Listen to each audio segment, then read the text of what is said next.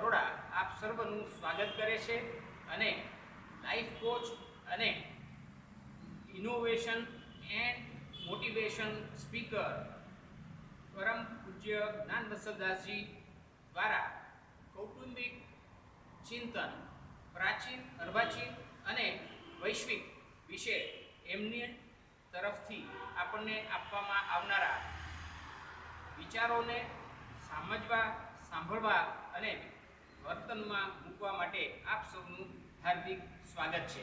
ચાલો તો પ્રોગ્રામ માણીએ.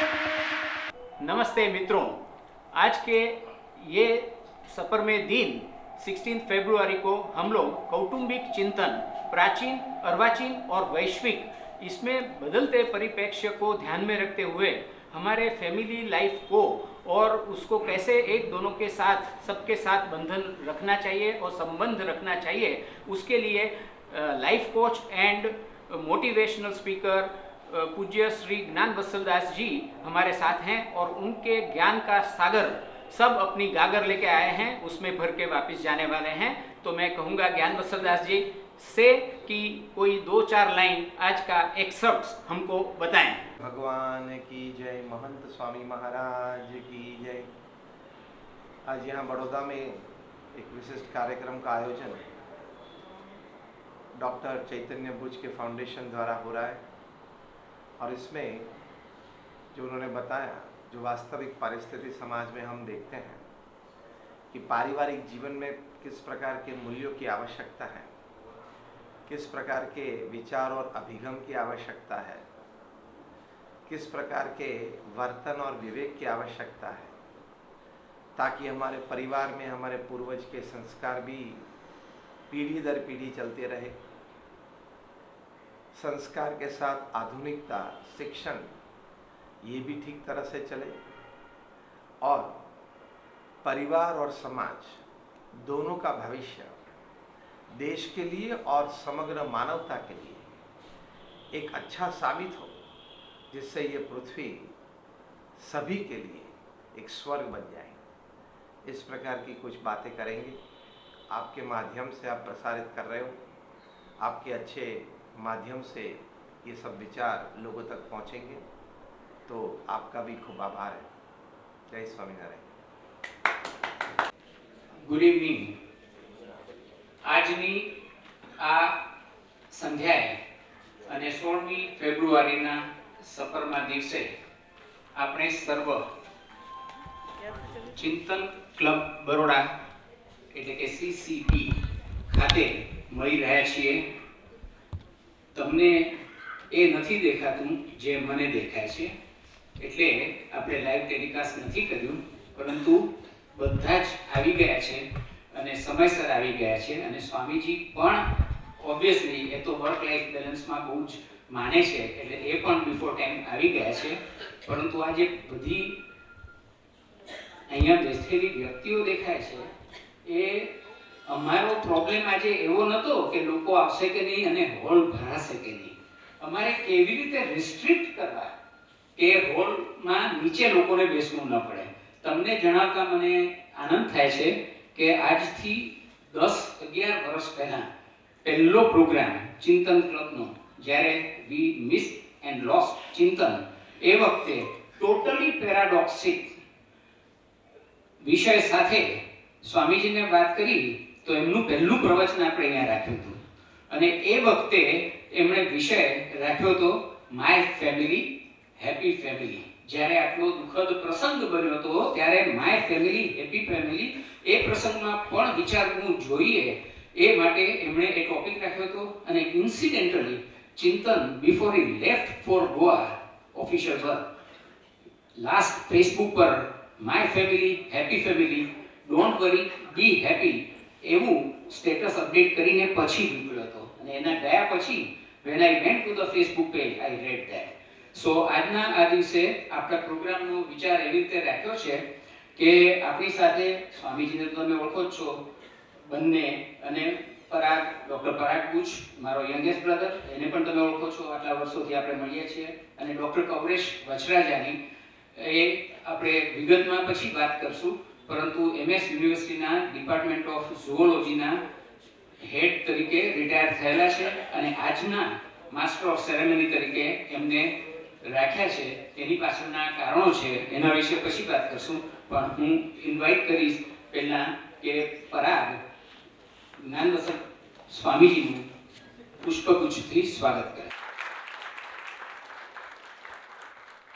જેમની જન્મ જયંતિનું આ 120મું વર્ષ છે, તેવા ઈસવીસન 1905માં જન્મેલા શ્રી ચંદુલાલસિંહ બુચની હુંફાળી યાદમાં CC બુચ ચેરિટેબલ ટ્રસ્ટનું 2005માં નિર્માણ થયું હતું. શ્રી શરદભાઈ સી બુચ તેના પ્રમોટર હતા અને હવે તેમના પુત્ર અને પુત્રવધુ એટલે કે ડૉક્ટર CS બુચ અને સુશ્રી સંધ્યા બુચ ટ્રસ્ટી તરીકે કાર્યભાર સંભાળી રહ્યા છે. તેમના પુત્રની યાદમાં ચિંતન ક્લબની પણ સ્થાપના થઈ. પાછલા થોડા વર્ષોથી સજીવન, જ્ઞાન, પ્રેરણા અને વિચાર પ્રેરક પ્રવચનોનું આયોજન કરે છે. આજનું જે પ્રવચન છે, જે વિષય છે, એ પણ વિશેષ છે. કૌટુંબિક ચિંતન, પ્રાચીન, અર્વાચીન અને વૈશ્વિક. એટલે પૂરા ફલક પરની વાત કરીએ તો ફક્ત અને ફક્ત વિચાર વલોણું અહીં આપની સમક્ષ રજૂ થવાનું છે. અને જે ટેક અવે કહી શકાય આપણા માટે આજના દિવસનું, એ ચિંતન જ છે. એટલે ચિંતન ક્લબ આયોજિત આજના આ કાર્યક્રમના વિષય પરથી જે આપણે મેળવીને જવાના છીએ, તે આપણું આજ માટેનું ચિંતનનું ભાથું છે.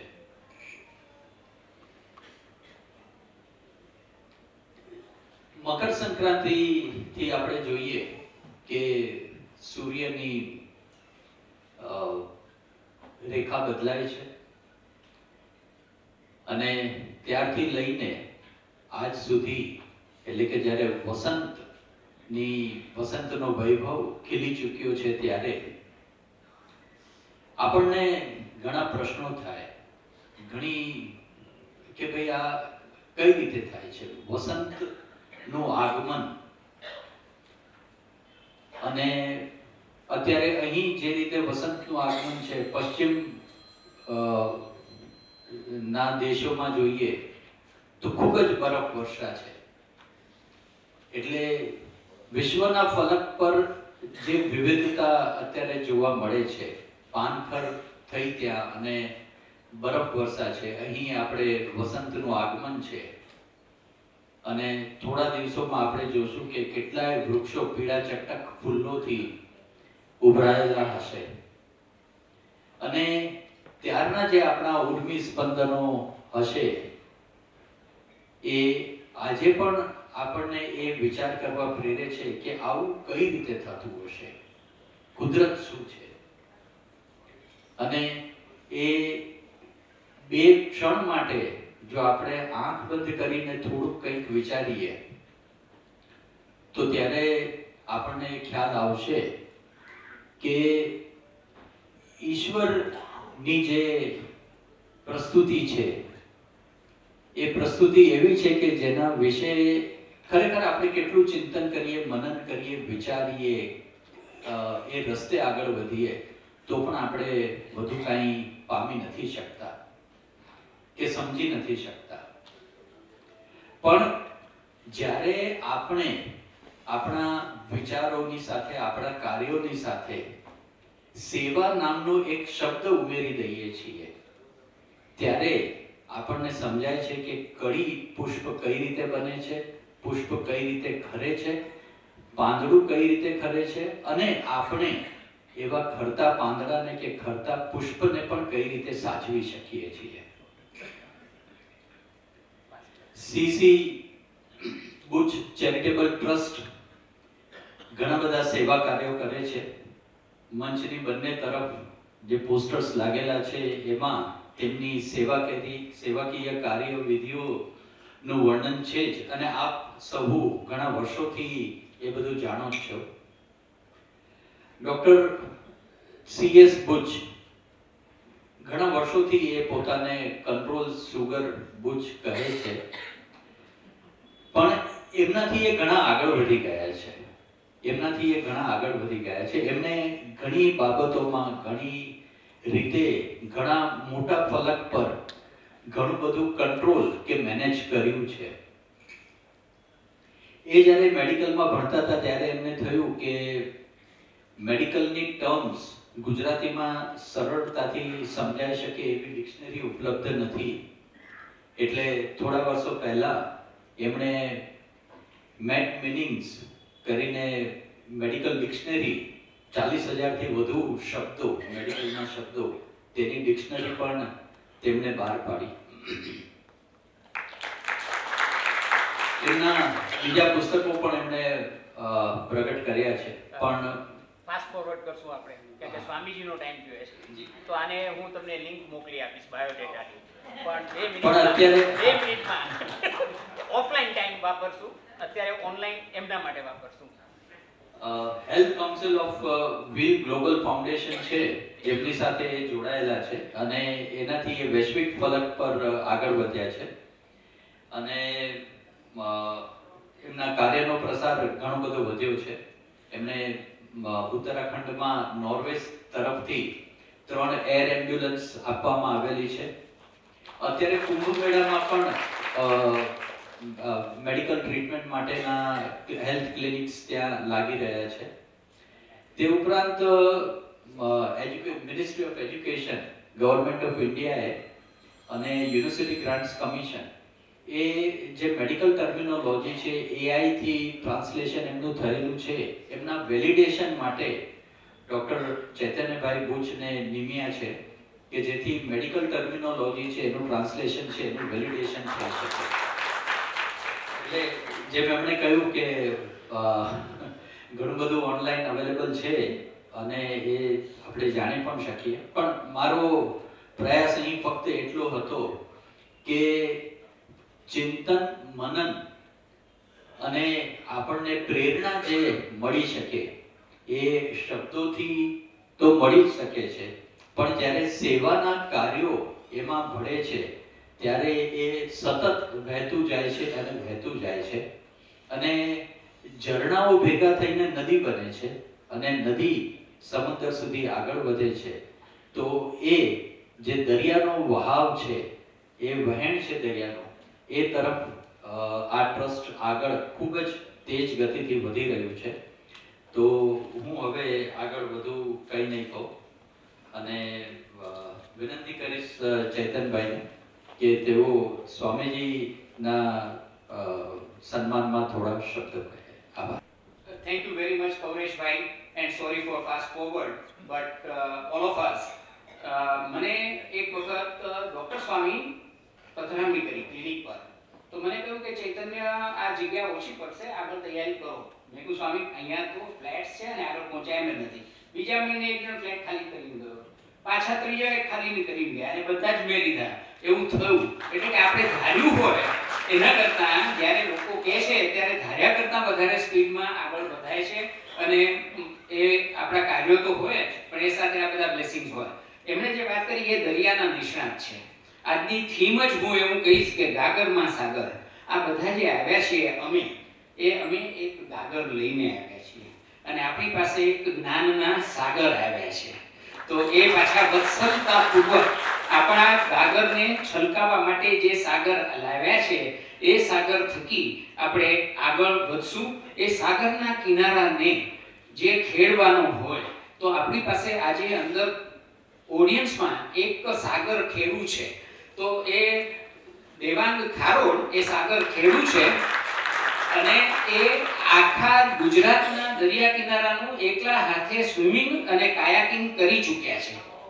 એટલે એમને સાગરની થીમ રાખી હોવાને લઈને એમને હું એક કામ કરું છું કે બોલાવી લઉં છું કે સ્વામીજીને પોતાની બુક અર્પણ કરી દે અને after that we are just starting with how.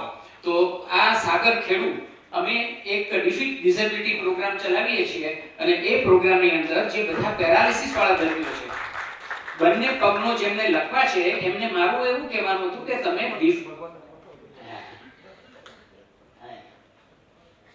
Defeat તમે આમ ડિફીટ ડિસેબિલિટી.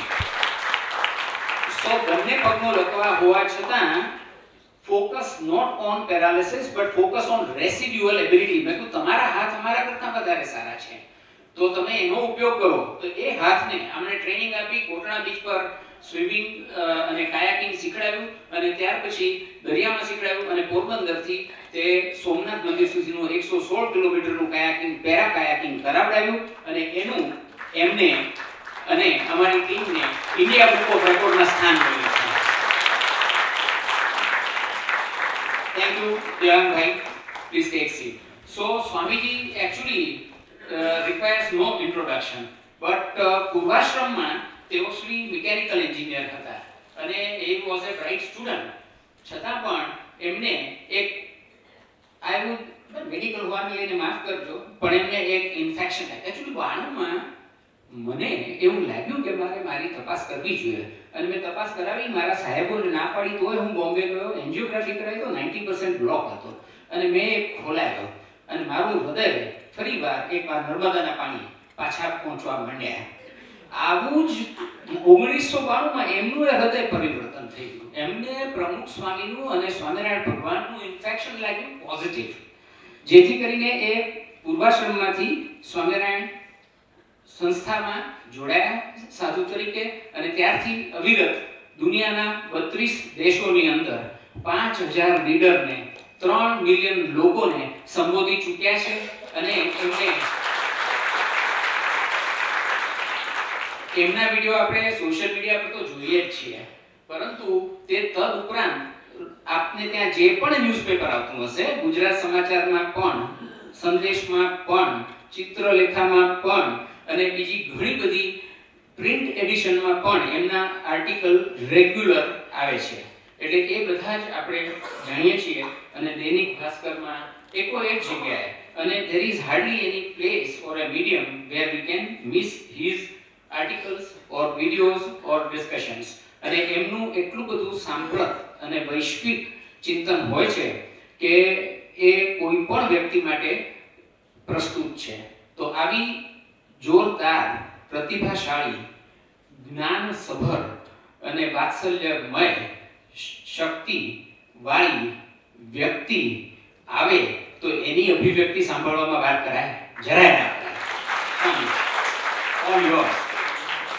હું 1965 માં સ્વામિનારાયણ હાઈસ્કૂલ ગોંડલમાં પ્રમુખ સ્વામી જ્યારે હતા ને યોગીજી મહારાજ હતા ત્યારે હતો, અને એટલે એ વાતને આજે 60 વર્ષ થઈ ગયા છે, અને એ વખતે પણ હું સ્વામીજી સાથે છું. એ બહુ આનંદનો વિષય છે.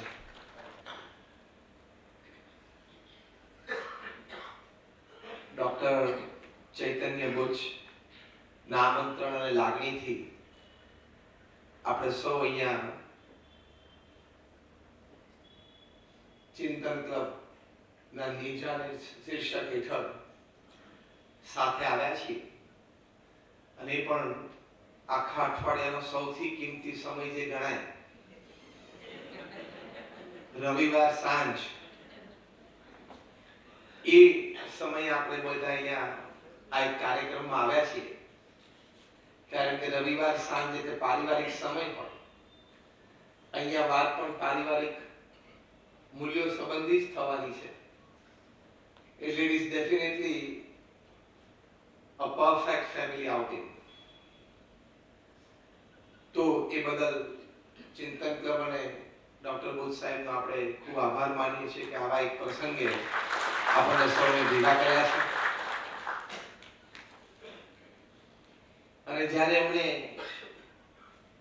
એમ વાત કરી કે એક પરિવાર, ટ્રેડિશનલ મોડર્ન ગ્લોબલ ફેમિલી, તો ઘણી વખત તમને મનમાં એવો પ્રશ્ન થાય કે અમે તો એક સંત છીએ, અમે અમારો પરિવાર છોડીને આવ્યા છીએ અને અમારે કોઈ પોતાનો બાયોલોજિકલ પરિવાર નથી, તો આ વિષય ઉપર વાત કેવી રીતે થશે અને આ વિષયની વાત કરવા માટે અનુભવ કે યોગ્યતા કેટલી? સારી છે, પ્રશ્ન ઉભો થાય.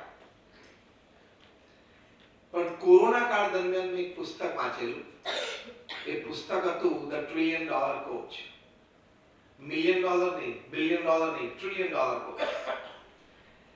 એમાં એક ફૂટબોલર અને આઈટી એક્ઝિક્યુટિવ્સને ટ્રેનિંગ આપે એની વાતો છે. ફૂટબોલ અને આઈટી વચ્ચે કોઈ સંબંધ ખરો? ફૂટબોલર આઈટી એક્ઝિક્યુટિવને ટ્રેન કરે એવી વાત પણ તમે પહેલી વાર સાંભળી હશે, પણ આ પુસ્તકમાં ધ $1 ટ્રિલિયન કોચમાં વાત લખી છે. ફૂટબોલરનું નામ બિલ કેમ્બેલ, અને સામાન્ય આઈટી એક્ઝિક્યુટિવ્સ નહીં, ગૂગલ કંપનીના માલિક લેરી પેજને ટ્રેનિંગ બિલ કેમ્બેલે આપી છે. ગૂગલ કંપનીના vice president products Eric Smith, એને પણ ટ્રેનિંગ બિલ કેમ્બેલે આપી છે.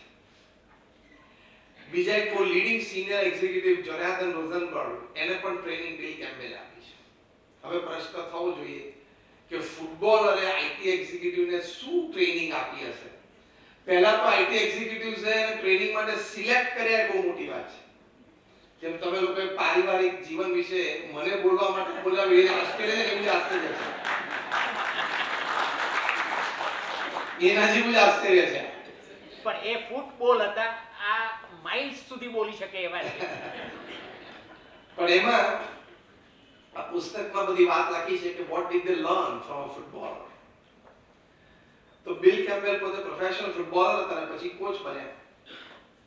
એની પાસેથી આઈટી એક્ઝિક્યુટિવ્સે જે શીખ્યા એ વાતો આ પુસ્તકમાં લખી છે. એમાં પ્રથમ વાત લખી છે કે બિલ કેમ્બેલે શીખવાડ્યું, બહુ સમજવા જેવી વાત છે, કે તમારે ટ્રેનિંગ અને કોચિંગ આપવા માટે એક કંપનીની પ્રોડક્ટ જાણવાની જરૂર નથી. આ બહુ આશ્ચર્યકારી વાત છે.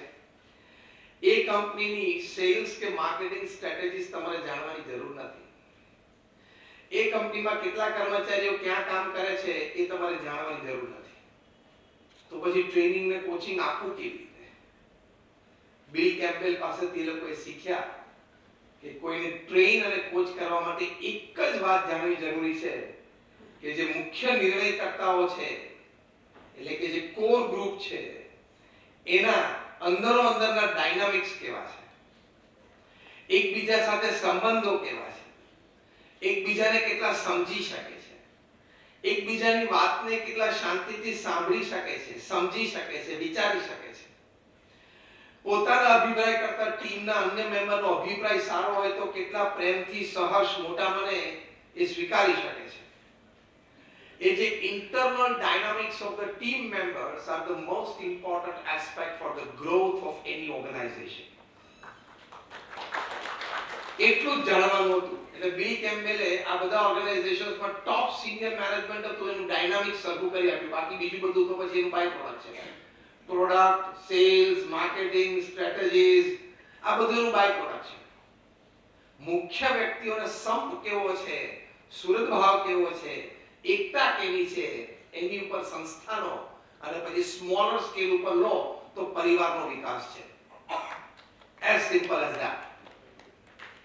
એટલે અમારા ગુરુહરિ પરમ પૂજ્ય મહંત સ્વામી મહારાજ અત્યારે એક દિવસ બાકાત નહીં જતો હોય કે જ્યાં સંપ, સુરત ભાવ અને એકતાની વાત ન કરતા હોય. કારણ કે મુખ્ય છે. તમે ખૂબ પરિવારમાં બધા ભણેલા ભેગા થયા હોય પણ સમ સુરત ભાવની ભાવના ન હોય તો વિખરાઈ જશે. તમારા પરિવારમાં વેપાર ધંધાની દ્રષ્ટિએ ઘણી સમૃદ્ધિ કદાચ હોય પણ સંપ અને સુરત ભાવ નહીં હોય તો કોઈ સુખી નહીં થાય. Am I talking something sensible? Yes or no? એટલે મુખ્ય મુદ્દો એ છે.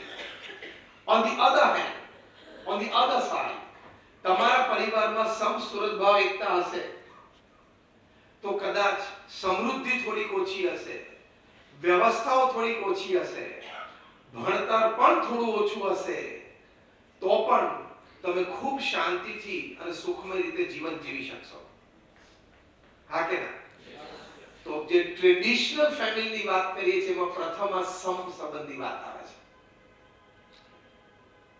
અને સંપ રાખવા માટે તમારે નીતિ નિયમ અને સિદ્ધાંત જે ટ્રેડિશન છે એ તમારે જીવવા પડે. You have to value the system. You have to value the relationships. You have to value the tradition. નહીં તો સંપ ન રહે. એટલે એક જે પ્રણાલિકા સ્થાપિત થઈ છે, એક જે પરંપરા છે પરિવારની, એને તમારે રિસ્પેક્ટ આપવું જ પડે.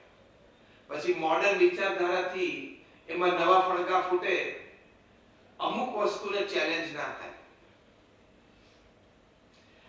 કાર્લ ઝિમરમેન એક બહુ સરસ પુસ્તક લખ્યું છે, એ મેં કોરોના કાળ દરમિયાન વાંચ્યું. પુસ્તકનું નામ છે ફેમિલી એન્ડ સિવિલાઇઝેશન. કાર્લ ઝિમરમેન આમાં 21 સિવિલાઇઝેશન્સ, 21 સંસ્કૃતિઓનો અભ્યાસ કરીને લખ્યું છે કે જે સંસ્કૃતિઓ એક સમયે સમૃદ્ધ હતી અને પ્રસ્થાપિત હતી, એ સિવિલાઇઝેશન્સ તૂટ્યા, ભાંગ્યા.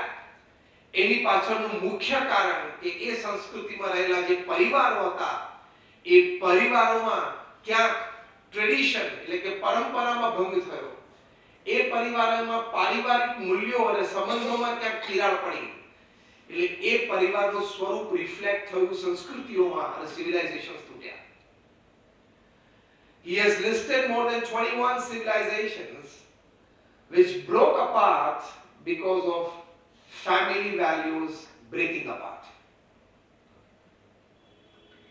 એટલે ટ્રેડિશનલ મોડર્ન ગ્લોબલ ફેમિલીની જ્યારે વાત કરીએ તેમાં પ્રથમ મુદ્દો એ છે કે પરિવારના મૂલ્યોની જે પરંપરા છે, પરિવાર એટલે શું એની સમજદારીની જે પરંપરા છે એ હંમેશા આપણે એને વળગી રહેવું.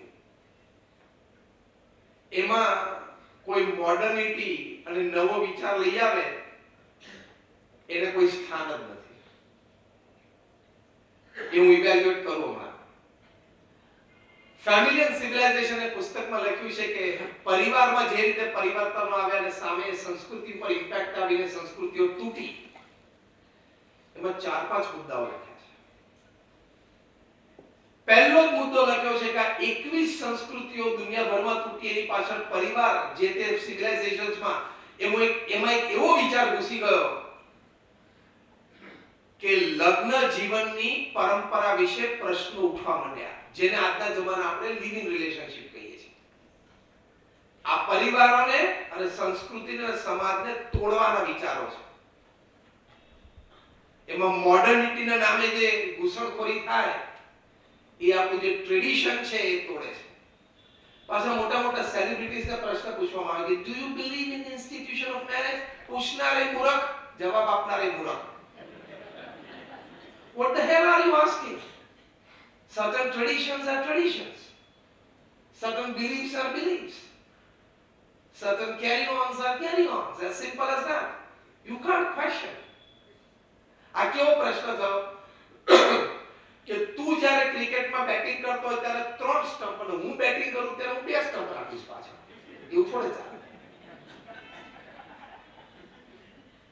હજી સુધી મેં કોઈ ક્રિકેટરને પ્રશ્ન પૂછતા જોયો નથી, તમે પણ નહીં જોયો હોય કે why 3 stumps? Why not 2? Why not 4? Who decided 3 stumps? Who gave him the authority to decide? And when he decided 3 stumps, what reason did he give? And after deciding 3 stumps, what was the acceptance committee? આનો જવાબ તમારામાંથી કોઈની પાસે હોય તો આંગળી ઊંચી કરજો. નહીં કરી શકો કારણ કે મેં આ પ્રશ્ન લગભગ 500 જગ્યાએ પૂછ્યો છે, હજી કોઈ આંગળી ઊંચી કરી નથી. તો તમે નહીં કરી શકો. ક્રિકેટ આપણે બધા રમ્યા, હા કે ના? તમે કોઈ આ 3 સ્ટમ્પનો વિચાર આજ સુધી કર્યો છે? ઘણા તો અત્યારે પહેલી વાર મેં ઇન્ફ્યુઝ કર્યો આ વિચાર. My point of questioning is very simple. You accepted 3 stumps in cricket without question, so you enjoyed the game. હા કે ના? તમને રમતનો આનંદ કેમ આવ્યો? તમે 3 સ્ટમ્પ સ્વીકાર્યા એટલે. એમ પારિવારિક મૂલ્યો, પરંપરા, મેરેજ સિસ્ટમ એ બધાને પણ પ્રશ્ન નહીં પૂછવાનો, સ્વીકારી લેવાનો, તો પારિવારિક જીવનનો આનંદ આવશે.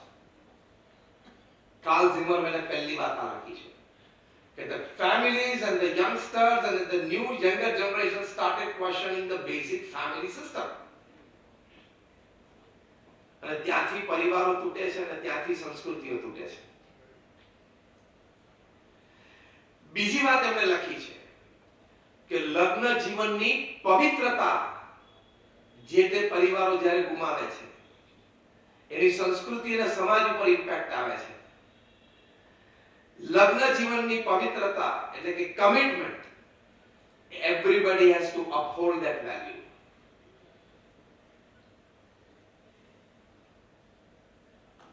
તમે સંસારી છો, તમે એક જગ્યાએ કમિટેડ છો, તો તમારે સોશિયલ નેટવર્કિંગ સાઇટ્સ ઉપર જવાની જરૂર નથી. ત્યાંથી તમારા એક્સ્ટ્રા મેરિટલ રિલેશનશિપ શરૂ થાય છે. કે તમે આજે એક સંતને બોલાવે છે તો સમાજની વાસ્તવિકતા with history, with logic, with science and with real life examples કહીશ. ખાલી આમ સાહિત્યિક વાત નહીં કરો.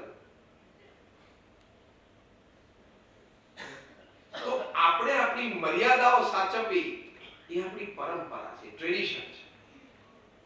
એ મર્યાદા તમે ચૂક્યા એટલે પ્રશ્ન આવે આવે ને આવે. અમેરિકામાં 300 ડિવોર્સ લોયર્સની 3 દિવસની કોન્ફરન્સ થઈ અને બધા મિલિયનર્સ હતા. ખબર પડી? They were divorce lawyers and all of them were millionaires. 3 દિવસના અંતે એ લોકોને બ્રેઇનસ્ટોર્મિંગ સેશનમાં પૂર્ણ થયા પછી કન્ક્લુઝન પેપર તૈયાર થયું.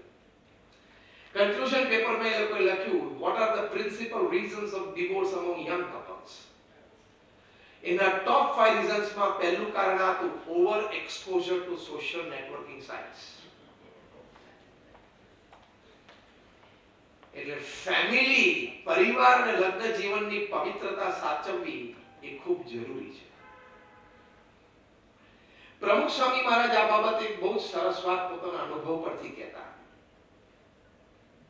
કારણ કે પ્રમુખ સ્વામી મહારાજે જે સમાજ જીવનનો અનુભવ હતો ને એ કલ્પનાતીત હતો. અનબિલીવેબલ. આજે કદાચ 8 અબજની વસ્તીમાં પૃથ્વી ઉપર સામાજિક જીવનનો પ્રમુખ સ્વામી મહારાજ જેટલો કોઈનો અનુભવ નથી. હું તમને 4-5 સ્ટેટિસ્ટિક્સ આપું એની પરથી ખબર પડશે. પ્રમુખ સ્વામી મહારાજે પોતાના જીવનકાળ દરમિયાન 1300 સંસ્થાઓનું નિર્માણ કર્યું. 1300 hospitals, hostels, schools, colleges, community centres, સંસ્કાર કેન્દ્ર મંદિર સભા.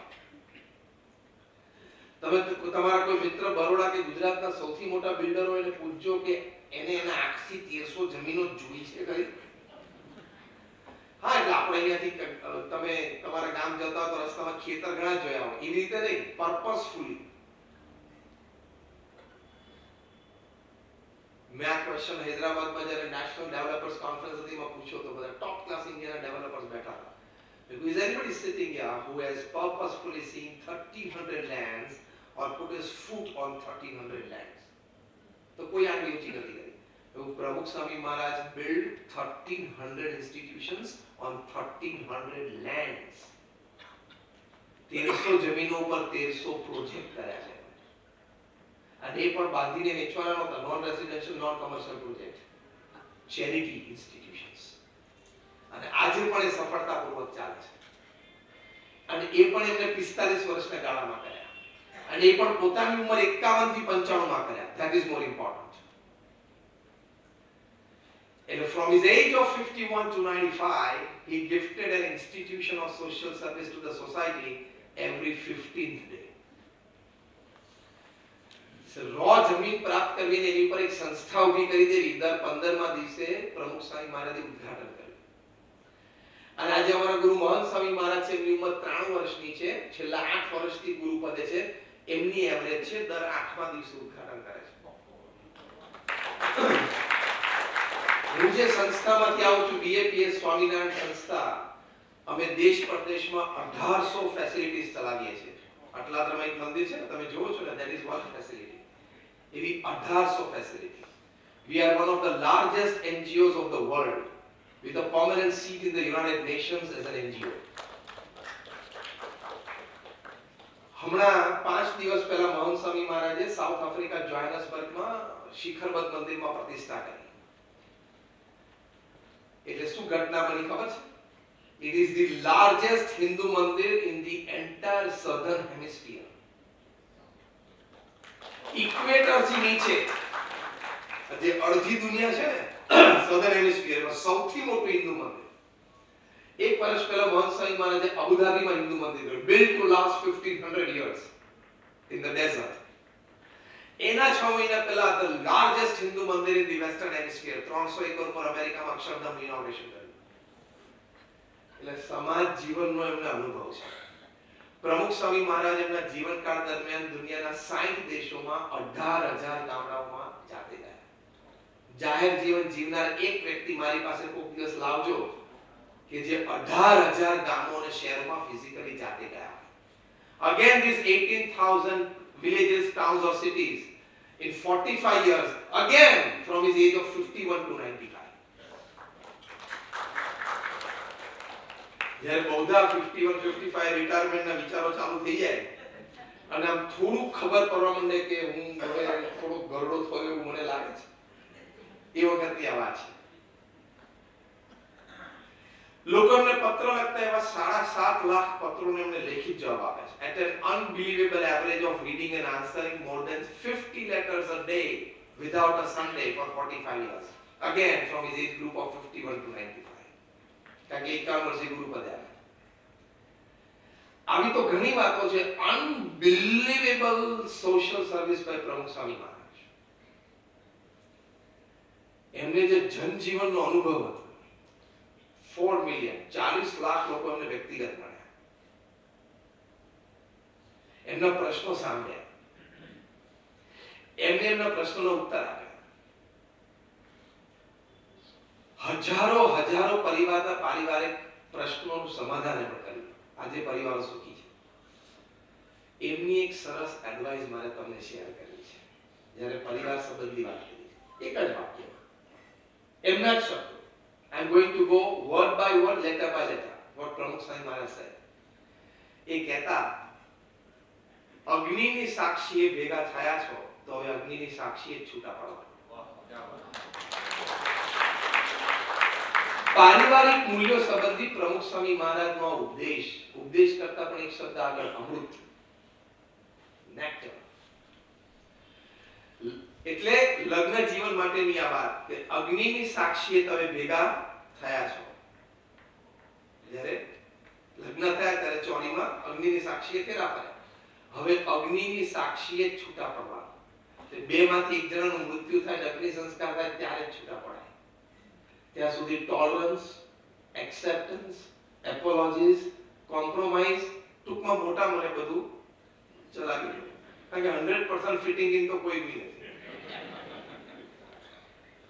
60-70% સુધી બાકી 30% તો ટોલરન્સ, કોમ્પ્રોમાઇઝ ને એડજસ્ટમેન્ટ ઉપર ચાલે. બરાબર કે નહીં? આ પહેલી બે રો વાળા બધા આ પાડે છે 30 વર્ષ 40 વર્ષ અનુભવ.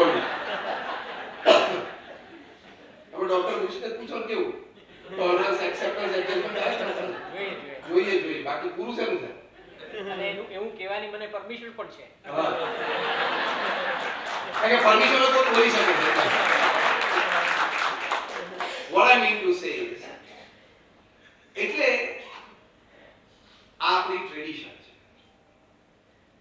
એટલે આ વાત કરી કે પારિવારિક જીવનમાં એક તો લગ્ન જીવનની પરંપરાને કોઈ દિવસ સ્પષ્ટ ના પૂછો. લિવિંગ રિલેશનશિપ્સ પૃથ્વી ઉપરનું સૌથી મોટું દૂષણ સમાજમાં પેઠું છે. એને કોઈ દિવસ સહમતિ ના આપી અને એમાં એની વિચારમાં અમે વિચાર કરીએ ને અમે એને અનુમતિ આપે કે youngsters are free to leave, તો અમે જરા મોડર્ન કહેવાશું, અમે જરા બ્રોડ માઇન્ડેડ કહેવાશું, એવી ખોટી માન્યતામાં રાજતા નહીં. As you cannot question three stumps in cricket, you cannot question the marriage system in Indian society. હું તમારી સાથે ચેસ રમવા બેસું, તમે એમ કહો ભાઈ તારે તો જે રીતે મારો ઘોડો અને મારો હાથી સીધોય ચાલશે ને આડોય ચાલશે. આઈ એમ ફ્રી. મારા રમકડા છે, હું ગમે તે રીતે ફેરવું. તારા રમકડા તું ગમે તે ફેરવ, એ તું એકલો હોય ત્યારે ફેરવજે. પણ ચેસની રમતમાં આપણે સામસામે બેઠા હશું એટલે ચેસના બધા જ નિયમ બંને જણાને લાગુ પડશે. એટલે બધી જગ્યાએ નિયંત્રણ અને નિયમ છે, ત્યારે એ રમતનો આનંદ છે. એમ જીવનમાં પણ નિયમ અને નિયંત્રણ હોય તો જીવનનો આનંદ આવે. યસ ઓર નો? તો ટ્રેડિશનલ ફેમિલી સંબંધી આ વાત છે. ત્રીજી વાત કાર્લ ઝિમરમેને લખી છે કે જ્યારે જે તે પરિવારમાં યુવાનો એ સ્વચ્છંદ થયા, વ્યસની થયા અને મા બાપની સામે બોલતા થયા, ત્યારે પરિવાર તૂટ્યા અને સંસ્કૃતિઓ તૂટી. આ પણ એક ટ્રેડિશન છે. પણ એ કિશોરો કે યુવાનોને પ્રેરણા ક્યાંથી મળે છે? તમારામાંથી. તમે જે અત્યારે બેઠા છો એમાંથી તમારા મા બાપ જો હયાત હોય, તમે એમને આદરપૂર્વક તમારી સાથે રાખીને સેવા કરતા હોય, તો that impression will carry on in the next generation. આમાં કોઈ ટીચિંગ પ્રીચિંગ કામ નથી કરતું, બિહેવિયર જ કામ કરે છે. તમે તમારા મા બાપને જો ઘરડા ઘરમાં મૂકી આવ્યા હોય તો તમારે એ જ રૂમની ડુપ્લિકેટ ચાવી તૈયાર રાખવાની 25 વર્ષ પછી કામ આવશે. કારણ કે તમારા સંતાનોએ જોઈ લીધું કે પપ્પા મમ્મી ઘરડા થાય તો પેલી બાલ્કનીમાંથી જે પેલું ઘર દેખાય છે ને ઘરડા ઘર, ત્યાં એને મૂકી આવવાના હોય. એવું જોઈ લીધું, સમજી ગયા. તમે તમારા વૃદ્ધ માતા પિતા કે વૃદ્ધ સાસુ સસરા એને જમવાના સમય વખતે થાળી પછાડી remain ready to hear the same sound after 25 years. The law of karma abides. It comes full circle back. એટલે કાર્લ ઝિમરમેને આ પુસ્તકમાં આ વાત પણ લખી છે કે જ્યારે પરિવારમાં વડીલોનો અનાદર થયો, વડીલો પ્રત્યે આદરપૂર્વક સેવાનો અભાવ થયો, ત્યારે પરિવારો તૂટ્યા છે, ભવિષ્યની પેઢીના સંસ્કાર બગડ્યા છે અને સંસ્કૃતિઓ તૂટી છે. This is the traditional family. એટલે માતા પિતાની સેવા કરતી વખતે એક શ્રવણનો ભાવ આપણા હૃદયમાં સ્થિર થવો જોઈએ. એની વાત તો આપણે નાનપણથી સાંભળી છે. આપણે કંઈ કાવડમાં ઉચકીને ખભે ઉચકીને જાત્રા નથી લઈ જવાના, ખાલી ઘરે રાખીને 3 ટાઈમ જમાડીને 2 ટાઈમ એને દવા પ્રેમથી આપીને રોજ રાત્રે 10 મિનિટ એની પાસે બેસવાનું છે. આટલો જ કાર્યક્રમ છે. It is inspiration. અમે BAPS સંસ્થાએ 1991 માં અમેરિકામાં બહુ જ મોટો ફેસ્ટિવલ કર્યો, the Cultural Festival of India, the CFI, the Middlesex County College ના ગ્રાઉન્ડમાં, ત્યાં એડિસન ન્યૂ જર્સીમાં. 1.1 white Americans એ અમારા ફેસ્ટિવલને વિઝિટ કરી. એમાં અમે એક એક્ઝિબિશન ઊભું કરેલું, બ્યુટીફુલ બોર્ડરલેસ વર્લ્ડ, સીમા રહિત વિશ્વ. એમાં શ્રવણનો સ્પોટ મૂકેલો કે શ્રવણ એના માતા પિતાને ખભે બેસાડીને તીર્થયાત્રા લઈ જાય, એટલે કે માતા પિતા પ્રત્યે આવો આદર, પ્રેમ, મૂળ મૂલ્યો શીખવાડવા. પ્રસંગ તો આ તો મૂલ્યો શું હતા? આદર, પ્રેમ અને સેવા. ત્યાં અમારા સ્પોર્ટ ગાઈડ્સ ઊભા હોય, એટલે 4-5 જણા ભેગા થાય, 5-10 જણા ભેગા થાય, તમારો સ્પોર્ટ ગાઈડ આખી શ્રવણની સ્ટોરી કે આવા ઘણા બધા સ્પોર્ટ્સ હતા, આખી શ્રવણની સ્ટોરી કે. એમાં એક ગ્રુપમાં ત્યાં કોઈ યંગ લેડી હતા, એ મિસ સિલ્વિયા, એમસીસી ગ્રાઉન્ડના સેક્રેટરી, એમસીસી કોલેજના સેક્રેટરી હતા. એના શ્રવણની સ્ટોરી સાંભળી એટલે શી સ્ટાર્ટેડ વીપિંગ, ધ્રુસકે રડવા. એટલે અમારા સ્પોર્ટ ગાઈડે કીધું કે ma'am can I help you? તો કે ના, આઈ એમ કમ્ફર્ટેબલ, લીવ મી. એ મિસ સિલ્વિયા, એમની ઉંમર 35 વર્ષ, સીધા દોડ્યા પાર્કિંગ લોટમાં, કાર લઈને સીધા ઓલ્ડ એજ હોમમાં. અને ત્યાં એના માતા પિતાને કીધું તમે ગાડીમાં બેસી જાઓ, તમારા કપડા અને મેડિસિન્સ હું લઈ લઉં છું. From today till your last breath you will be living with me, I will be your Shravan. એના મા બાપને આશ્ચર્ય થયું. ત્યાંની સોસાયટી ને ત્યાંની સિસ્ટમ બધી જુદી છે. એના મા બાપને આશ્ચર્ય થયું અને ઘરે લઈ ગયા. 1991 નો આ પ્રસંગ. એમના પેરેન્ટ 2008 સુધી જીવ્યા, ત્યાં સુધી 17 વર્ષ એમણે ખૂબ પ્રેમથી મા બાપની સેવા કરી. એમની સાથે સંપર્કમાં અમારા સ્થાનિક વોલેન્ટિયર્સ હતા. ઘણી વખત એમના મા બાપને લઈને અમારા ડીએપીએસ મંદિરે પણ ત્યાં એડિશન આવતા. એક સદભાવ. એના મા બાપે ત્યાં એને કહ્યું એક્ઝિબિશન ત્યાં ઓલ્ડ એજ હોમમાં કે what is this word that you use? તો કે શ્રવણ. તો who is Shravan? I take you. એમ કરીને મિસ સેલ્વિયાના મા બાપને સીધા અમારા એક્ઝિબિશન પર લઈ ગયા. અને પેલા સ્પોર્ટ ગાઈડે કીધું can you please repeat the story for my parents? એ પેલા સ્પોર્ટ ગાઈડે રિપીટ કર્યું. માતા પિતા અને મિસ સેલ્વિયા ત્યાં ધ્રુસકે બધા રહ્યા. એક ઇમોશનલ કનેક્ટ પાછું આવ્યું. મારે કહેવાનો મતલબ એટલો જ છે કે તમારે આપણા આ સત્શાસ્ત્રોની વાતો એમાં ક્યારે એવો એટીટ્યુડ ન રાખવો કે તો જૂની છે અને તે જમાનાની વાતો છે.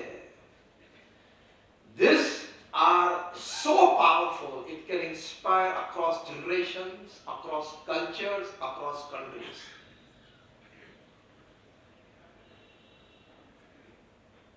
શ્રવણની આ વાત હજારો વર્ષ જૂની, આ વાત હજારો માઇલ દૂર અમેરિકામાં across culture, across tradition, across country જો કોઈ ઇન્સ્પાયર કરતા હોય તો આપણા તો લોહીમાં અને ડીએનએ માં છે. માટે ટ્રેડિશનલ મોડર્ન ફેમિલીની આ વાત છે કે ઘરે વૃદ્ધ માતા પિતાની સેવા કરવી. અમારા એક બહુ સારા મિત્ર છે, એનું નામ જિગ્નેશ દેસાઈ. એ નવસારીમાં રહે છે. એનું એનજે ફાઇનાન્શિયલ્સ બહુ મોટી મ્યુચ્યુઅલ ફંડની કંપની છે. It is almost the largest private mutual fund of the country. અત્યારે ભારતમાં લગભગ 40 થી 50 શહેરોમાં એમની ઓફિસીસ છે. એનજે એટલે નીરજ, એન એટલે જે એટલે જિગ્નેશ, બંને પાર્ટનર્સ છે, મિત્રો છે. એમાં જિગ્નેશભાઈ અમારા સારા મિત્ર છે, નીરજભાઈ પણ છે. આશ્ચર્યની વાત એ છે કે નવસારીમાં રહે છે. આવી વ્યક્તિ બોમ્બે, દિલ્હીમાં જ રહેતી હોય, કારણ કે એક કક્ષાનું એક ફાઇનાન્શિયલ ઇન્સ્ટિટ્યુશન એ ચલાવે છે. રોજનું કરોડો રૂપિયાની મૂવમેન્ટ એમના ઇન્સ્ટિટ્યુશન્સમાં છે. એમને સુરતમાં ઓફિસ રાખી છે, એટલે રોજ નવસારીથી સુરત એ અપડાઉન. એકવાર સાજી અમે સાથે હતા એટલે એમને પૂછ્યું, જિગ્નેશભાઈ તમારા મુંબઈ કે દિલ્હી બેસો તો તમને એડવાન્ટેજ વધારે ન થાય? તો કે સ્વામી 6 ના કરતા 5 ગણો થાય. શું વાત કરો છો? તો કે યસ. તો મેં કહ્યું ભાઈ સિટિંગ ઇન સુરત, એટલે કે તમારી ઓફિસ કેમ સુરતમાં રાખી? તો કે સુરત મોટું શહેર છે ને અહીંયા બિઝનેસીસ થઈ શકે છે, પણ મુંબઈ જેવું ન કહેવાય. એટલે મેં અહીંયા રાખી. પણ નવસારીથી નજીકમાં નજીક કોઈ મોટું શહેર હોય ત્યાં મારે કામ કરવાનું હતું, પણ મારે બેઝ નવસારી છે. હું રોજ સવારે નવસારીથી સુરત આવું છું, સાંજે સુરતથી પાછો નવસારી જઉં છું. if you don't mind, can I ask you the reason? And if you are comfortable only, then only answer. Simple. તો કે ના એમાં તો વાત ઓપન છે કે મારા વૃદ્ધ માતા પિતા નવસારીમાં જન્મ્યા છે ને નવસારીમાં જ ઉછર્યા છે ને એમનું આખું સમગ્ર જીવન મેં નવસારીમાં જ કાઢ્યું છે.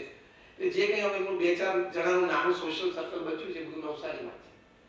અને નવસારીના વેધરથી અને એક સિસ્ટમથી અને એક આસપાસના વાતાવરણથી એ ટેવાયેલા છે, ગળાયેલા છે. એટલે ત્યાં જ ફાવે. તો સુરત પણ નથી આવતો. મેં ફ્લેટ રાખ્યો છે પણ એ નથી આવતા. અને કે હું રોજ સાંજે 6 વાગે સુરતથી નીકળીને 7:15 સુધીમાં નવસારી પહોંચી જાઉં. મારે નિયમ છે કે માતા પિતા સાથે જ રાત્રિ ભોજન લેવું. હું, મારા પત્ની, મારા સંતાન, મારા માતા પિતા. પછી અડધો કલાક પરિવાર સાથે બેસવું અને આનંદ કરવો. કોઈ વખત મારા પપ્પા મમ્મીની કોઈ જૂની વાતો એ લોકો અમારા પરિવારની જૂની વાતો કંઈ કરે etcetera. There is more bonding and connect. Now the important part. માતા પિતા 9 વાગે સુવા જાય એટલે હું અને મારા પત્ની એમની સાથે બેડરૂમમાં સાથે જઈએ. માતા પિતા સુવે એટલે હું મારા પિતાના પગ દબાવું, મારા પત્ની છે મારી માતાના પગ દબાવે. અડધો કલાક અમે પગ ચંપી કરીએ, એ લોકો સૂઈ જાય પછી અમે ત્યાંથી નીકળીએ. આવી એક ધનાઢ્ય વ્યક્તિ પેન ઇન્ડિયા જેનો બિઝનેસ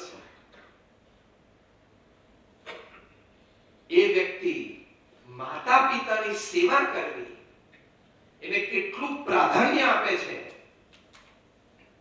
પોતાની જીવન શૈલી એ માતા પિતાના સેવાને કેન્દ્રમાં રાખીને ઘડી છે. હવે આ શ્રવણ નહીં તો બીજું કોણ? Do you agree with me? આને મોડર્ન શ્રવણ નાખો તો તમે બીજું કહો છો.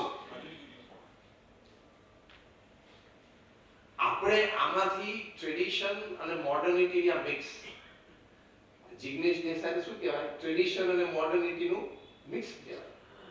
દિવસ દરમિયાન એ બહુ જ મોટો વહીવટ વ્યવહાર કરે છે અને સાંજે પાછા મા બાપની સેવા કરે છે.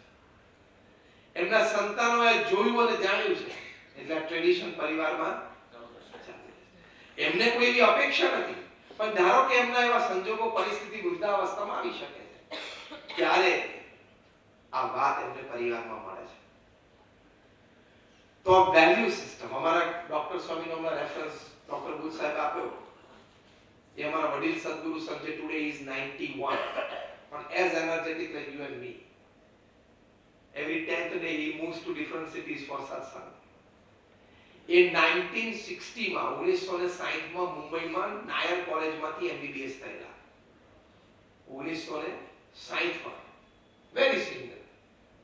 તમારી ફેકલ્ટીમાં અત્યારે કે આ કોઈ હોય તો કેવા સિનિયર કહેવાય યાર? બહુ એ આવે તમારે બધે ઉપાધિ પગે લાગવાનું, બીજું કંઈ કરવાનું જ હોય ને. Of course you respect the elders in your faculty. એ બહુ જ એક સરસ વાત સમજાવે છે એમના શબ્દોમાં કે રોજ તમારે માતા પિતાને પગે લાગવું. તમારા માતા પિતા ધારો કે સ્વર્ગવાસ થયો છે તેમનો ફોટો રાખો, એના ફોટાને રોજ પગે લાગો. એ માતૃદેવો ભવ પિતૃદેવો ભવ એ ભાવના છે. This is tradition and modernity together.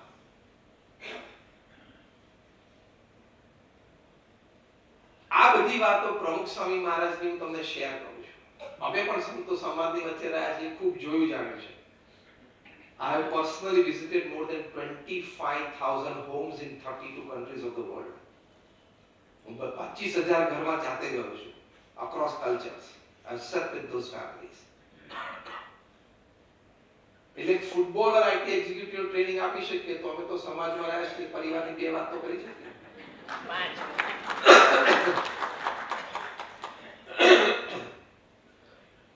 તો આ એક સેવા સંબંધી વાત છે, એલ્ડર્સને રિસ્પેક્ટ આપવું એ સંબંધી વાત છે. તો આ લગ્ન જીવનની પ્રથા, લગ્ન જીવનની પ્રણાલિકા, પવિત્રતા, કિશોરો યુવાનોમાં વ્યસન નહીં અને વડીલો પ્રત્યેનો આદર, માતા પિતાની સેવા, આ બધી વાત A Family and Civilization એ પુસ્તકમાં કાર્લ ઝિમરમેને લખી છે.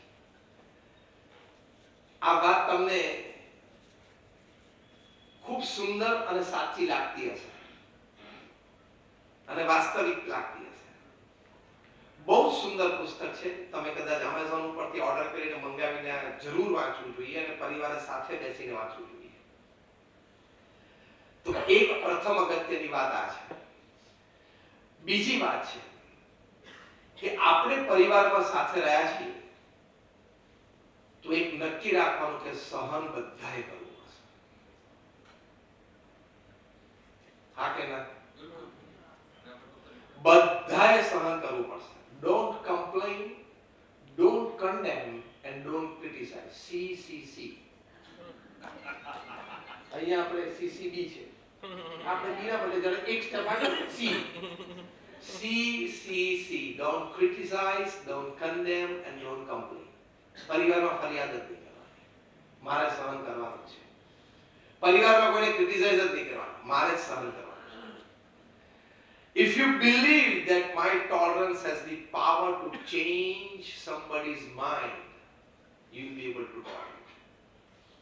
એટલે હું એક પ્રેક્ટિકલ સલાહ આપું છું. પરિવારમાં જ્યારે પ્રશ્ન ઉભો થાય ને ઝઘડો પણ ઉભો થાય, બધાના માણસ છે, અને બોલાચાલી શરૂ થાય, એમાં પ્રેક્ટિકલ એડવાઇસ એ છે કે એક જણો બોલવાનું ચાલુ કરે એટલે બાકીના બધાએ મૌન થઈ જવાનું. તમે આ જડીબુટ્ટી હું તમને આપું છું, અપ્લાય કરજો. એક જણ બોલે ને બધાએ અટકી અને પ્રેમથી સાંભળો, રિસ્પોન્સ દે, આખું બોલવા દેવાનું. Let him throw out whatever he wants or she wants. એને બીજી વાર રિપીટ કરવું હોય તો આપણે ધૈર્ય રાખીને રિપીટેડ પાછું સેકન્ડ રેકોર્ડેડ મેસેજ ફરીને સાંભળો. બસ પછી તેની છૂટા થઈ. એ ખોટો હોય ને તો પણ એને એ વખતે બોલવા દે. હું તમને બહુ જ એક પ્રેક્ટિકલ વાત સમજાવું છું. પારિવારિક સુખ અને શાંતિ અને પરિવારમાં જે તે વ્યક્તિના પોઝિટિવ ટ્રાન્સફોર્મેશન માટે. અને 2 દિવસ પછી વાતાવરણ શાંત હોય ત્યારે બધાએ સાથે બેસીને એને શાંતિથી સમજાવીને વાત કરી કે પરમ દિવસે તું આ વાત કરતો તો પણ આ વાત આમ હતી, તું આમ સમજો પણ આ વાત આમ હતી. તો હજારો પરિવારમાં પ્રમુખ સ્વામી મહારાજની આ શીખથી પારિવારિક સંબંધો દ્રઢ રહ્યા.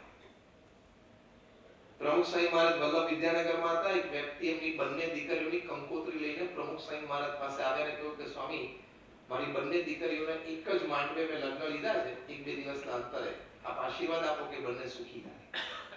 પ્રમુખ સ્વામી મહારાજે ભગવાન પાસે 2 પુષ્પ પડેલા લઈને બંને એક એક કંકોત્રી પર મૂકીને એમને માથે હાથ મૂકીને આશીર્વાદ આપ્યા કે તમારી બંને દીકરીઓ સુખી થાય. પછી પ્રમુખ સ્વામી મહારાજે એમને 3-4 વાક્ય બહુ સરસ કહ્યા. મેં કહું ને એમને બહુ વિશાળ અનુભવ હતો. 3.5 લાખ ઘરોમાં એમને જાતે પધરામણી કરી છે.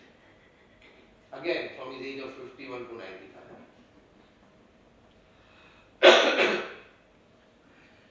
પહેલી સલાહ આપી કે તમારી દીકરીને કહેજો કે બેટા હવે તારું એક ઘર છે, તું ત્યાં સમજીને રહીશ, થોડું સહન તો કરવું પડશે, તો એમાં એ ઘરની ડિગ્નિટી, ગૌરવ, તારું ગૌરવ અને અમારું ગૌરવ સમાયેલું છે. જે તમે અત્યારે ઘણી વખત ઘણા પરિવારોમાં મોડર્ન થવા માટે જે જુદી સલાહ આપો છો કે બેટા ચિંતા ના કરીશ, તું સાસરે જાય છે, કઈ તકલીફ પડે તો ફોન કરજે, અમે 2 કલાકમાં આવી જશું. તમે બધા ઘણા હા પડવા માંડે, ઘણા હસવા માંડે, એટલે સલાહ તમે આપતા હશો તમારી દીકરી.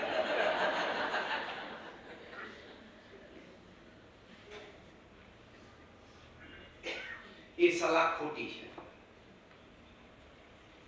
કેમ ખોટી છે? અમે જે 300 ડિવોર્સ લોયર્સની મીટિંગની તમને અમેરિકામાં વાત કરી ને, the reasons of divorces among young couples, એનું બીજું કારણ આ હતું. શું લખ્યું છે કન્ક્લુઝન પેપરમાં? વર્ડ ટુ વર્ડ બોલું છું.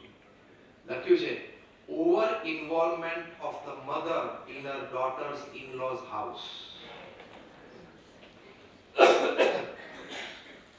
દીકરીની માનું એના દીકરીના સાસરામાં વધારે પડતું ઇન્વોલ્વ, એટલે માં અને બાપ બેનું ગણી લેવાનું. તમારે કહેવાનું બેટા હવે તારે મહિને 1.5 મહિને એકાદ વખત આપણે વાત કરશું તો ચાલશે, રોજ વાત કરવાની જરૂર નથી. રોજ વાત કરો એટલે ત્યાં શંકા ઊભી થશે જ, પ્રશ્ન આવે. આઈ એમ ટોકિંગ વેરી પ્રેક્ટિકલ. હા, જે પ્રમુખ સ્વામી મહારાજ બોલતા.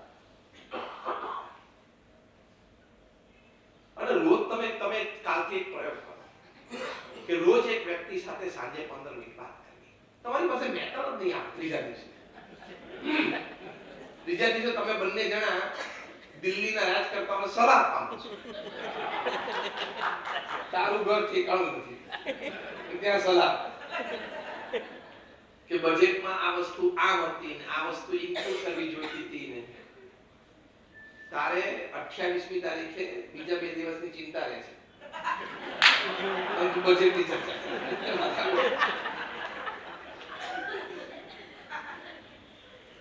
It's just a light humor in between. What I mean to say is કે લખ્યું છે કે over involvement of the mother in her daughter's in-lose સાંજે ફોન કરી બેટા આજે શું કર્યું કેટલા કે જે કર્યું કઈ ભૂખી નથી કઈ હોઈ જશે મુખ્ય માથા કરતું પ્રમુખ સ્વામી મહારાજ આ બીજી સલાહ આપી કેટલો એમનો રીચ અનુભવ હતો સમાજનો 3.5 લાખ ઘરોમાં પધરામણી કરી ડીએપીએસ જેવી આવી એક વિશ્વવ્યાપી સંસ્થા ઊભી કરી અને એના ફાઉન્ડેશન પાતળે નાખી દીધા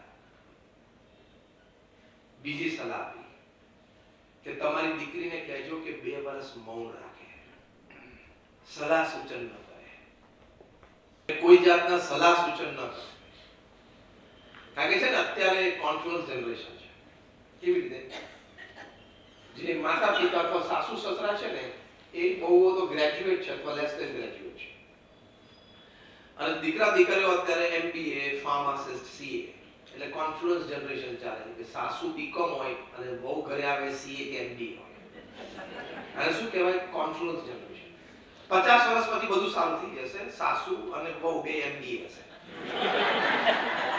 after 50 years પણ 50 વર્ષ આ બધી વાત વગર નીકળી છે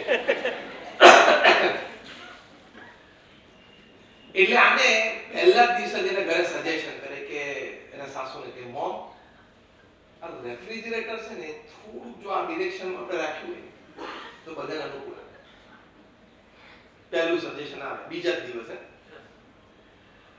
હવે તને ઘરમાં 2 દિવસ થી અને આ રેફ્રિજરેટર આ ડિરેક્શનમાં 8 વર્ષથી પડ્યું છે ઘરમાં બધાને ફાવી ગયું તું જલ્દી ફવડાવી દે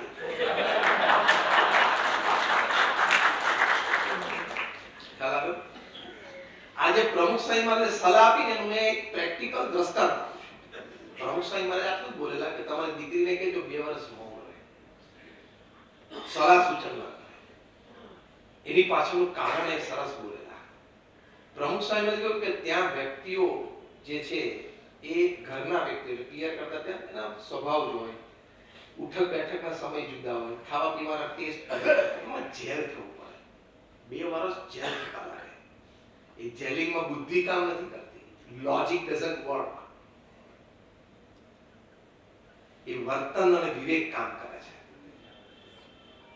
ત્રીજી વાત પ્રમુખ સ્વામી મહારાજે બહુ સરસ કરી બહુ સમજદારી જેવી વાત છે કે તમારી દીકરીને કહેજો કે ના સાસુ સસરા ઊંચા સાદે બોલે ખીજાય અને કદાચ એ ખોટા હોય તો પણ સામું નહીં બોલવાનું અને ખોટું સહન પણ નહીં કરવાનું પણ 2 દિવસની રાહ જોવાની વાતાવરણ શાંત હોય ત્યારે કહેવાનું મમ્મી તમે આ વાત કરતા હતા પણ વાત નથી પપ્પા વાત કરતા પણ વાત નથી પ્રમુખ સ્વામી મહારાજે એનું કારણ આપ્યું કે તો એના સાસુ સસરાને એમ થાય દીકરી ભણેલી પણ છે અને એને મા બાપ એને સંસ્કાર પણ આપ્યા છે રિમેમ્બર વન થિંગ તમે તમારા સાસુ સસરાની સામે હાથ ઊંચો કરીને બોલ્યા અથવા ઊંચા ટોને બોલ્યા your CA goes to dustbin your pharmacy and your MBBS goes to dustbin કારણ કે તું ભણી પણ વડીલોનો આદર રાખતા શીખી નહીં એટલે your all academics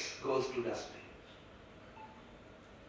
વડીલો સામે બોલાય એને કોઈ ખોટી માહિતી કદાચ તમને ખોટું ખીજાય ને એ વખતે પણ નીચી નજર રાખીને સ્વીકારી દેવું એ મોમેન્ટ તો એનું રિસ્પેક્ટ રહેવું જોઈએ અને 2 દિવસ પછી શાંતિથી બેસીને સ્પષ્ટતા કરો ને એની કઈ ના છે પણ તમને એમ થાય કે he is wrong or she is wrong I am right તું 100% સાચો છું કે સાચી છું whatever અને તારા વડીલ માતા પિતા કે સાસુ સસરા 100% ખોટા છે પણ એ મોમેન્ટે તો સામું ના જ બોલાય તો જ પરિવારની મર્યાદાઓ ટકશે તો જ સમાજ ટકશે રે Am I talking something sensible? Give me a yes or no. Yes. તમારે નહીં કહું હું સાચો છું ને પપ્પા મમ્મી કે સાસુ સસરા ખોટા છે તો એની સામે કહી દઉં. નો, એ વખતે સાંભળી જ લેવાનું. નીચે દ્રષ્ટિ રાખીને ભલે હા જી હવે ધ્યાન રાખીશ, નહીં થાય ફરી વાર, આટલું જ બોલવાનું. Only then the family system will work. આવા એક બે પ્રસંગ બને પછી તમારા સાસુ સસરાને કે મારા પિતાને એમ થાય કે ના દીકરા દીકરી છે, સંસ્કાર છે, સામે નથી બોલતા, તો બીજી વખત એમને કંઈ કહેવું હશે ને ટોકવું હશે ને તો પણ 10 વાર વિચાર કરશે. This upholds the family value system. એટલે તમે બહાર નોકરી ધંધો વેપાર કરીને કરોડો રૂપિયા કમાણા, if you won the whole world but lost your family, you will be tagged as a loser. બાર કરોડો રૂપિયા તમે કમાણા પણ ઘરે ડિવોર્સ છે અથવા માતા પિતા તમારી સાથે નથી રહેતા અને દુખી છે અને કે અણબનાવ છે, તો તમે પૈસા કમાતા શીખ્યા, માણસની ભાવનાઓ સાચવતા નથી શીખ્યા. એટલે overall you will B a loser. તમારો ટેગ શું લાગશે અહીંયા? લૂઝર નો, વિનર નો ટેગ નહીં લાગે. છાતી ઉપર ટેગ તો LOSER, સિમ્પલ LOSER, લૂઝર. તો આ આપણા મૂલ્યો છે, એ ટ્રેડિશન છે અને એ ટ્રેડિશનને ચલાવવું એ જ મોડર્નિટી છે. You can question a process, don't question the fundamentals and the basics. As simple as that. બીજું એક સરસ પુસ્તક મેં વાંચ્યું. એ પુસ્તકનું શીર્ષક છે parenting with love and logic. તમે બધા તો ઘણા એ ઉંમરના બેઠા છો, તમારા સંતાનો ઘણા મોટા થઈ ગયા છે, પણ તમારા ગ્રેન્ડ ચિલ્ડ્રન માટે તમે તમારા સંતાનોને એમ કહેજો કે તું આ બેટા પુસ્તક વાંચ. એ તમારા સંતાનોને આ સલાહ આપવાની છે. એ તમારા કદાચ ગ્રેન્ડ ચિલ્ડ્રન ઘણા બધા એવા છે જે નાના હશે, જેનો ઉછેર છે, તો તમારા દીકરા દીકરી એનો ઉછેર કેવી રીતે કરવો, માટે બહુ સરસ પુસ્તક છે આ parenting with love and logic. એ જીમ ફે આ પુસ્તક લખ્યું છે. એમાં બહુ સરસ વાત લખી છે, તમારા સંતાનોને પ્રેમ પણ આપવાનો અને રીઝનિંગ પણ આપવાનું.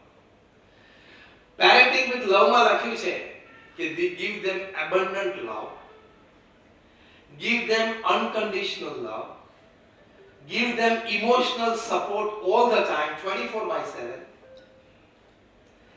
take care of them with all love. A love section છે parenting with love એમાં section છે. અને parenting with logic માં teach your children accountability, teach your children consequences, teach your children responsibilities. આ ત્રણ શબ્દો લખ્યા છે. teach your children consequences, કે બેટા આ કરીએ ને તો આ થાય, તું આમ કરીશ ને તો આમ થશે. એ નાનપણથી ભલે ને સમજણ ના પડે તો કાનમાં શબ્દ નાખી દેવાના, એ બીજ રૂપે થઈ ગયા, એ હૃદયમાં બીજ થઈ ગયું, એ કાલે વટવૃક્ષ થાય. એટલે teach your children, આ ત્રણ શબ્દ બહુ સરસ છે. તમે કદાચ યાદ રાખી જજો, you will enjoy better, you will learn better. teach your children consequences, accountability and responsibilities. That is parenting with love and logic. આ modernity માં આવા પુસ્તકો લખાણા છે. I am talking of modernity. એમાં પુસ્તક teach your children consequences, responsibilities and accountability. તો I would suggest તમારી પાસે કોઈ પુસ્તક પેન કે કાગળ અથવા મોબાઈલમાં પણ તમે ટાઈપ કરો, આ પુસ્તક જરૂર તમે વાંચજો. અથવા તમારે ત્યાં ગ્રેન્ડ ચિલ્ડ્રન નાના છે, જેને ઉછેર છે, તો તમારા દીકરા દીકરીને કહેજો, because they are now parents, એ લોકો આ વાંચે. Parenting with love and logic. ત્રીજી અગત્યની વાત છે કે પરિવારમાં શ્રદ્ધા ધર્મ પ્રત્યે અને ભગવાન પ્રત્યે એ જરૂર કહેવાય. મોડર્નિટીનો એવો મતલબ નથી કે we are secular and I'm a man of science and I don't believe in God. આમાં છે બધા પાછા બહુ પોતાની જાતને મોડર્ન કહેવા માંગે, હું ભગવાનનો માનતો નથી, એવા પોતાની જાતને મોડર્ન સમજે. ડફોડ છું.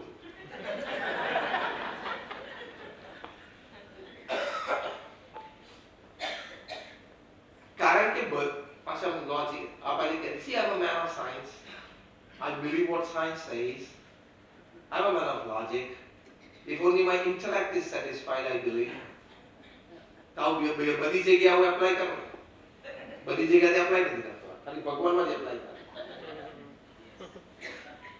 ત્યાં જેમ કે કોઈ જોયું નથી એટલે હું નહીં માનું. ઇલેક્ટ્રિસિટી ક્યાં જોઈ છે?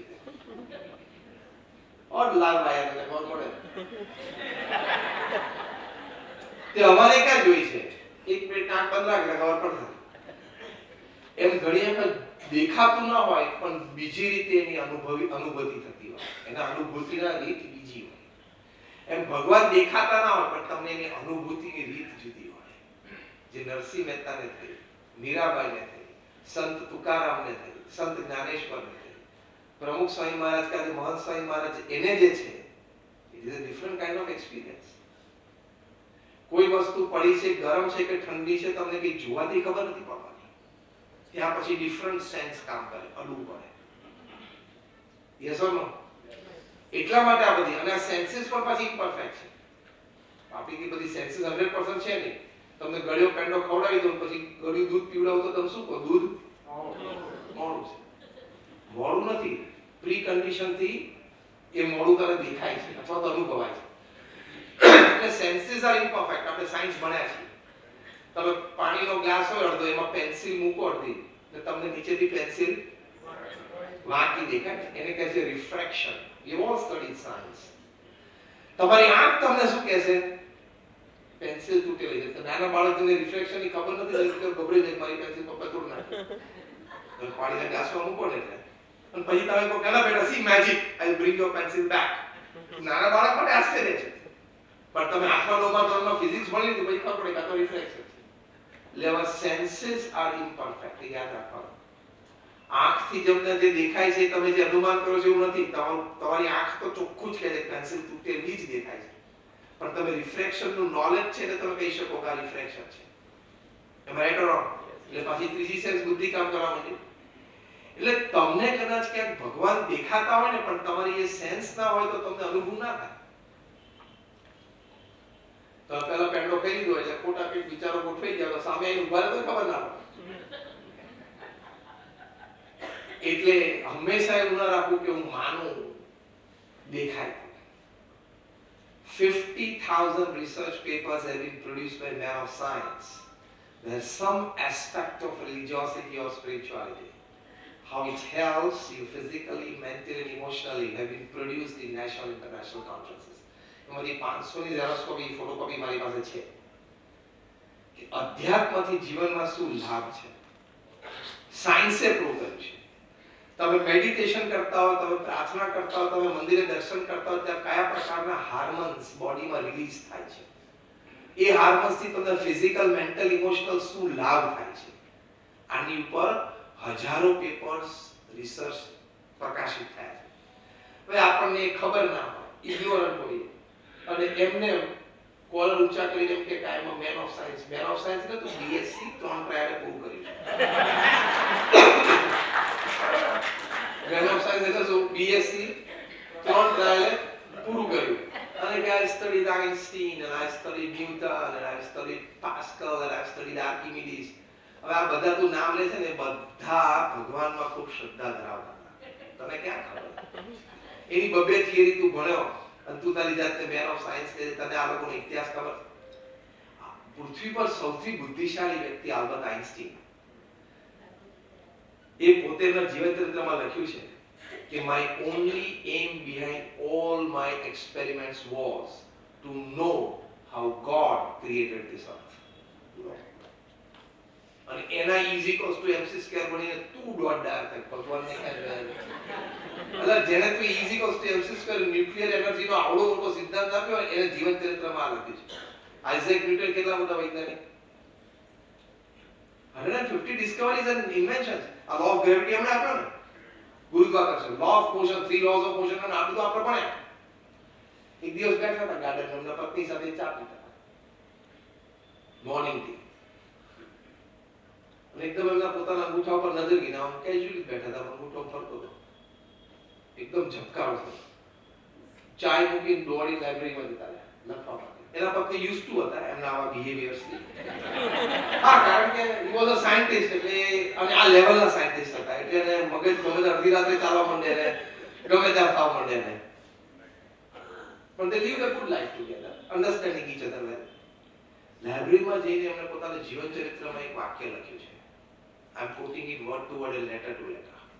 એમણે લખ્યું કે in the absence of any other proof, the movement of this thumb alone convinces me of God's existence. મારે બીજા કોઈ પ્રૂફની જરૂર નથી. આટલી નાની મિકેનિઝમમાં આટલી બધી મૂવમેન્ટ મૂકી દીધી, એ ભગવાન જ મૂકી શકે. એમને 12-15 પ્રકારની ગણી. આપણને તો નાનપણથી એક જ આવડે છે.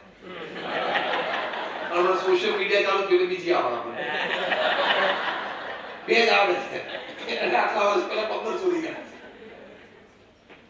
એટલે આપણને આવા મહાન વ્યક્તિઓએ પોતાના કાર્યક્ષેત્રમાં આ કક્ષા સુધી પહોંચ્યા પછી પણ ભગવાનના અસ્તિત્વ વિશે અને સ્વીકાર વિશે શું વાતો લખી છે એ આપણને ખ્યાલ નથી, ખબર નથી, જાણતા નથી.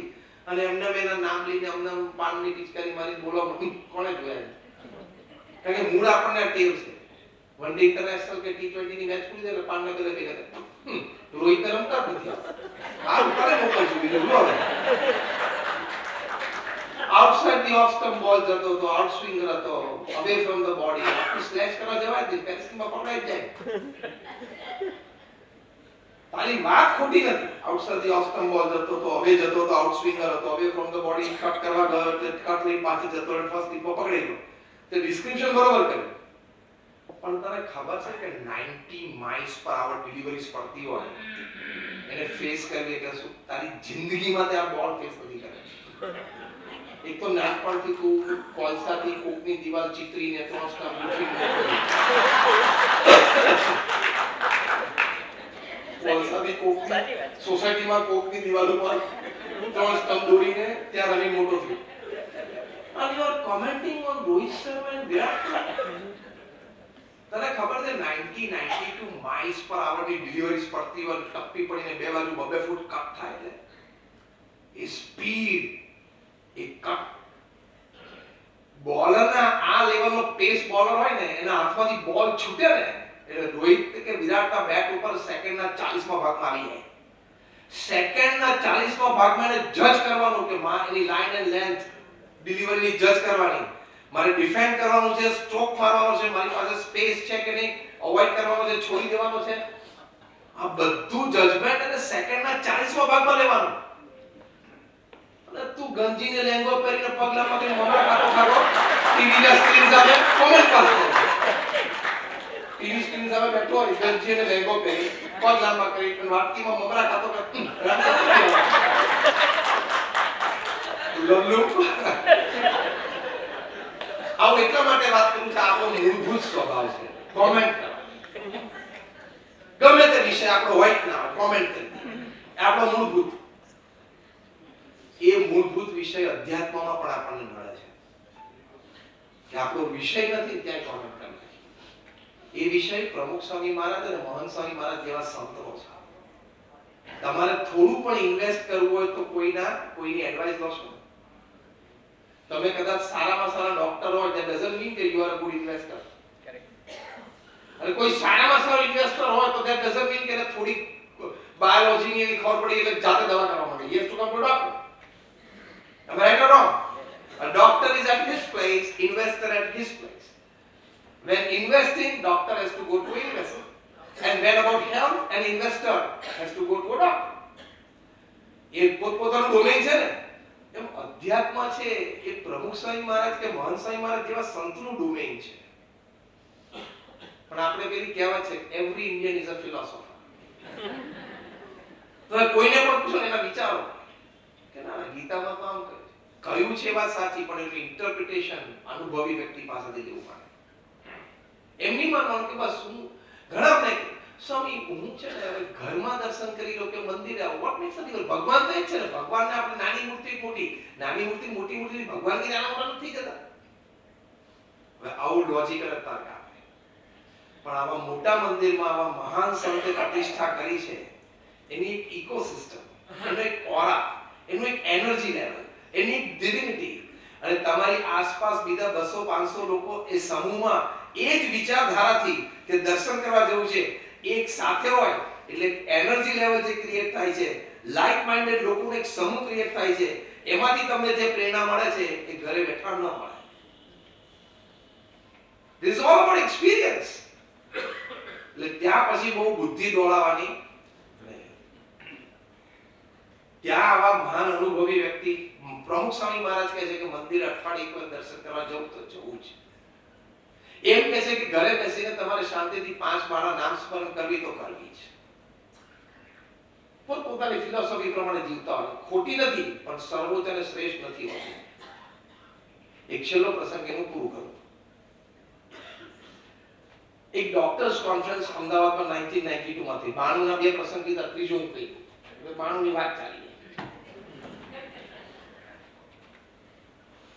તો ત્યાં ફિઝિશિયન્સ કોન્ફરન્સ થયેલી જ્યારે અમારું અક્ષરધામ ઇનોગ્રેશન હતું 1992, જ્યારે અમારી બેચ અમે લોકોએ દીક્ષા લીધી ત્યારે અમદાવાદમાં ત્યાં એક કોન્ફરન્સ હતી. એટલે અમે બધાને એમ થયું કે ત્યાં કોન્ફરન્સમાં જઈને આપણે બધાને ઇન્વાઇટ કરીએ કે અમારું ગાંધીનગરનું અક્ષરધામ જોવા તમે અમે ઇનોગ્રેટ થયેલી વખત.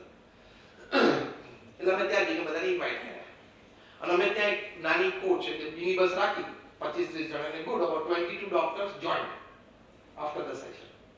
એમાં એક ડોક્ટર નેવિલ હેકર હતા, ઓસ્ટ્રેલિયાના ફિઝિશિયન હતા. એટલે he was like a cardiologist. એ પ્રમુખ સ્વામી મહારાજને મળ્યા. ડોક્ટર નેવિલ હેકર પ્રમુખ સ્વામી મહારાજને મળતી વખતે સાહજિક પોતાનું ઇન્ટ્રોડક્શન આપેલું. પ્રમુખ સ્વામી મહારાજ એમને પૂછ્યું કે તમે સાહેબ ચર્ચમાં પ્રાર્થના કરવા જાવ છો? એટલે ઇન્ટરપ્રિટરે કહ્યું કે he is asking you કે do you go to a church for prayers regularly once a week?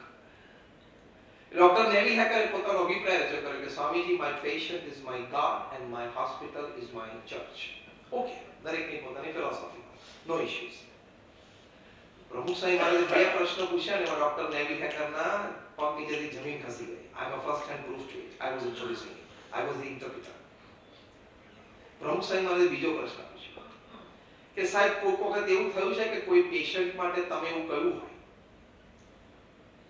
કે આ પેશન્ટ નહીં જીવેલા અને 10 વર્ષ પછી તમારી સામે એમને ઊભું હોય? હા. અને તમે કોકની માટે એમ કહો કે આ લાંબુ જીવશે અને ટૂંક સમયમાં એનું મૃત્યુ આવી જાય, એવું બન્યું છે? તમે ડોક્ટર માત્રને આ પ્રશ્ન પૂછશો તો બધા ડોક્ટર હા પાડશે. First question to you doctor પૂછે. હા, જે સત્ય છે તે હકીકત છે એની વાત છે. ડોક્ટર નેવિલ હેકરે પણ હા પાડી. તરત બોલ્યા કે Swamiji, I am trying to find an answer to this. I am the same person who analyze, who diagnose.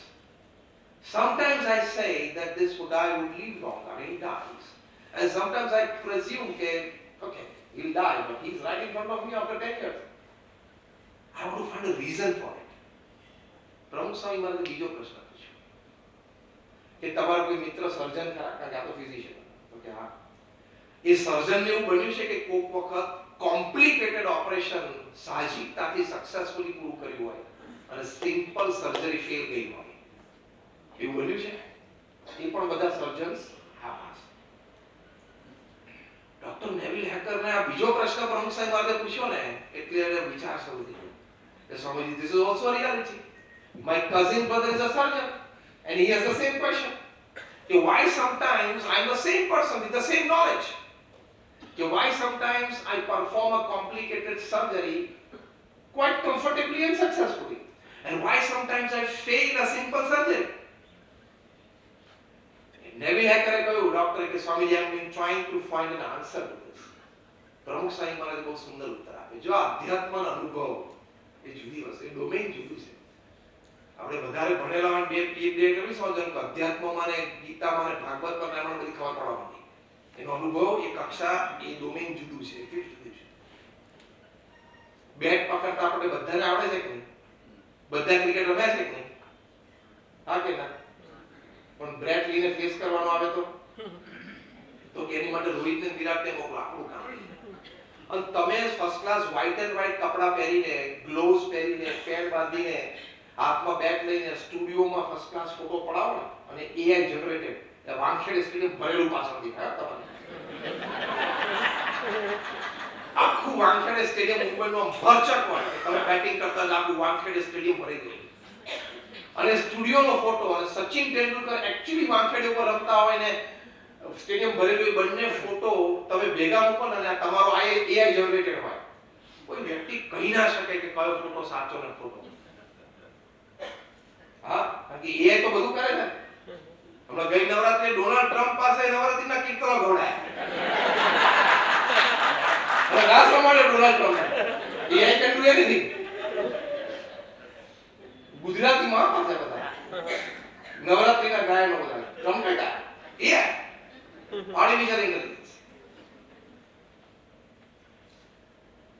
એટલે ફોટામાં તમે ને સચિન બે સરખા હા કે ના એકચ્યુઅલ વાનખેડે ઉપર જવાનું થાય ત્યારે ભલે તમે એવું ફર્સ્ટ ક્લાસ ડ્રેસ કરી લો પણ સચિન વાનખેડે ઉપર ઉતરે એટલે સ્ટેન્ડિંગ ઓવેશન સાથે 50,000 માણસ ઊભા થઈ જાય અને તને ગ્રાઉન્ડમાં ગ્રાઉન્ડમેન બેસવા ના દે ખબર છે એવો ડ્રેસ હો અને પેલો ફોટો એટલો ભેગો થાય એટલે હું ને સચિન બે વાનખેડમાં ફોટો તો જો સાહેબ ગમે તે ઉભા રહી ગયો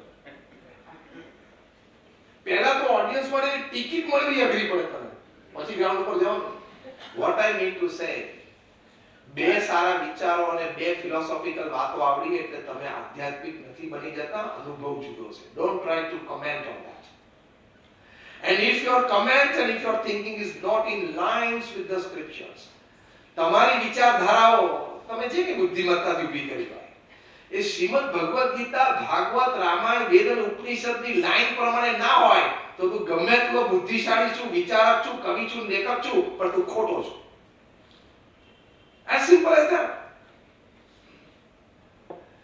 પ્રમુખ સ્વામી મહારાજે નેવિલ હેકરને આ બે પ્રશ્નનો ઉત્તર આપ્યા પ્રશ્ન શું હતા why sometimes you fail a simple surgery and sometimes you do a complicated surgery so successfully and comfortably અને કોઈ વખત તમે ડાયગ્નોસ કરો કે આ વ્યક્તિ મરી જશે આ જીવી જાય અને કે આ જીવી જાય મરી જાય નેવિલ હેકર કે મને 10 વર્ષથી આ પ્રશ્ન મૂંઝ્યો છે પ્રમુખ સ્વામી મહારાજે એક જ લીટીમાં જવાબ આપ્યો કે સાહેબ એનું ભાગ્ય પૂરું થઈ ગયું હશે એની આવરદા પૂરી થઈ ગઈ હશે તો તમે લાખ ડોક્ટર ભેગા થશો તો પણ એક શ્વાસ એનો વધારે નહીં ચાલે ભગવાને જેની આવરદા નક્કી કરી હશે અને એની આવરદા જો એટલે પૂરી થઈ ગઈ હશે તો નોબડી કેન હેલ્પ એટલે તમારી સિમ્પલ સર્જરી પણ ફેલ જશે અને એનું મૃત્યુ થશે અને જો એની આવરદામાં આયુષ્ય લખેલું હશે ભગવાને એના ભાગ્યમાં હશે તો ગમે તેવો કોમ્પ્લિકેટેડ કેસ હશે ને અને સામાન્ય ડોક્ટર પણ એને સારો કરી દેશે અને ગઈ ડોક્ટર પાસે નહીં જાય એટલું સારું થઈ જશે કારણ કે એના ભાગ્યમાં જે આવરદા છે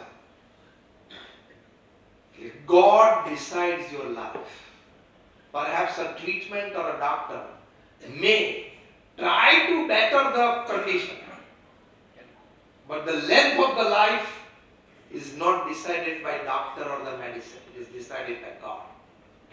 Dr. Neville Hecker ने हम शांति दी आंख बंद કરીને એમણે પ્રમુખ સ્વામી મહારાજને નમન કર્યું પહેલું વાક્ય બોલ્યા next week I am going back to Sydney એટલે એનું હોમ ટાઉન જ્યાં રહેતા હતા પ્રેક્ટિસ કરતા હતા I promise you every Sunday I'll go to church for prayers જેમ નરેન્દ્રનું એક જ કોન્વર્સેશન રામકૃષ્ણ પરમહંસ સાથેની ચેન્જ એમ પ્રમુખ સ્વામી મહારાજના આવા હજારો પ્રસંગો છે I have traveled with Pramukh Swami Maharaj all over the world domestically and internationally I have seen firsthand the impact of his presence the impact of his words on thousands and thousands of people and souls એટલે અધ્યાત્મમાં વિશ્વાસ રાખવો એક મુખ્ય પારિવારિક મૂલ્ય છે that will make you a traditional modern and a global family because you will inspire wherever you go so you become global global like a acha global presence a global अर्थ નથી global inspiration is global presence તો દૂર નહીં છે દૂર બધે આજે છે America કે ઇંગ્લેન્ડ કે ઇન્ડિયા બધે ધૂળ છે કે નહીં? એટલે ધૂળની પણ હાજરી ગ્લોબલ છે. એટલે તમારે એમ નહીં બોલવાનું my organisation is globally present. Globally present તો ધૂળે છે. Are you globally inspiring? That is global presence. તો એ અધ્યાત્મ છે. That you become global. Global presence અને ગ્લોબલ ઇન્સ્પિરેશન અધ્યાત્મથી આવે. તમારા બ્રાન્ડેડ કપડાથી નહીં આવે. બ્રાન્ડેડ ચશ્મા અને બ્રાન્ડેડ કપડા પહેરવાથી એ નહીં આવે. કારણ કે બ્રાન્ડેડ કપડા અને બ્રાન્ડેડ ચશ્મા અને બ્રાન્ડેડ જ્વેલરી વ્યક્તિને બ્રાન્ડેડ નથી કરી શકતું. એ ખબર છે? મોદી સાહેબે સૂટ પહેર્યો એ ઓક્શન થયો 4 કરોડ ને 31 લાખ. સૂટ તો સિમ્પલ હતું, કપડું જ હતું, એમાં કઈ સોનું જડેલું નહોતું. મહેન્દ્રસિંહ ધોનીએ સૂટ પહેર્યો એ ઓક્શન થયો 1 કરોડ 31 લાખ. હશે તો 5, 10, 15, 25 હજાર નો સૂટ, પણ 1 કરોડ 31 લાખ. એ બંને કપડા ને સૂટ બ્રાન્ડેડ નહોતા, પણ પહેરનાર વ્યક્તિઓ બ્રાન્ડેડ હતા.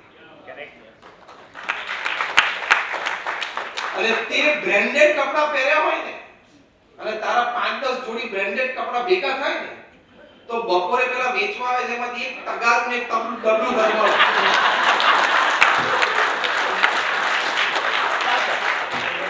તમે કહો મારા બ્રાન્ડેડ 4 ટી-શર્ટ, બ્રાન્ડેડ 2 પેન્ટ, એક જોડી શૂઝ નહીં બપોરે પેલા ફરતા હોય છે ને તમને વાસણની જગ્યાએ કપડાની જગ્યાએ વાસણ આપે ખબર છે? તારા 4 જોડી બ્રાન્ડેડ કપડા પાછું પર બ્રાન્ડેડ નું સ્ટીકર થી લગાવેલું હોય તોય તમે એના સામે એક તગારું ને તપેલી મળે. એ કશું મળે નહીં. તો બ્રાન્ડેડ કપડાથી માણસ બ્રાન્ડેડ ન થાય, માણસ બ્રાન્ડેડ હોવો જોઈએ. That is important. એ તમે પ્રથમ અને foundational stone is family value system. So thank you very much for patiently listening to me. All my prayers for you.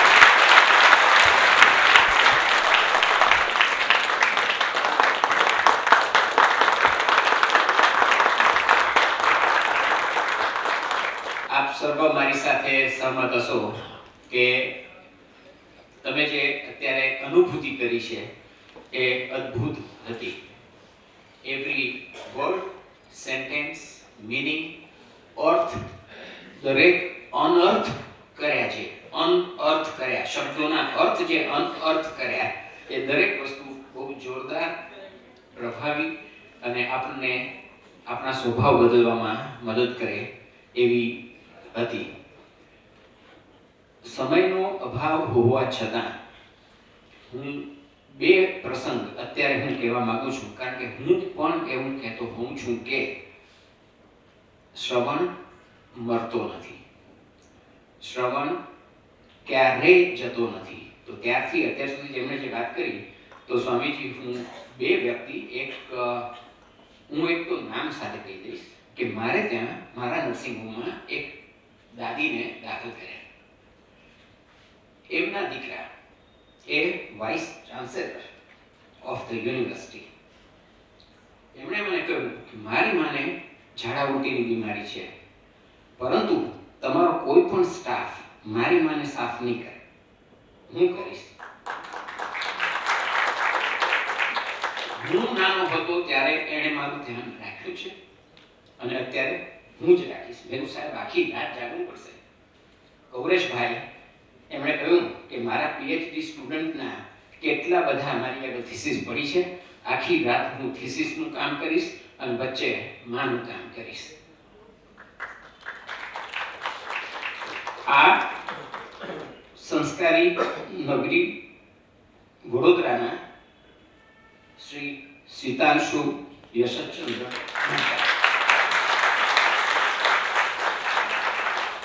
શ્રવણ નહીં તો શું, બરાબર? હેમંત મારો ક્લાસમેટ અહીંયા છે, અમારો કોમન એક ક્લાસમેટ બીજો છે.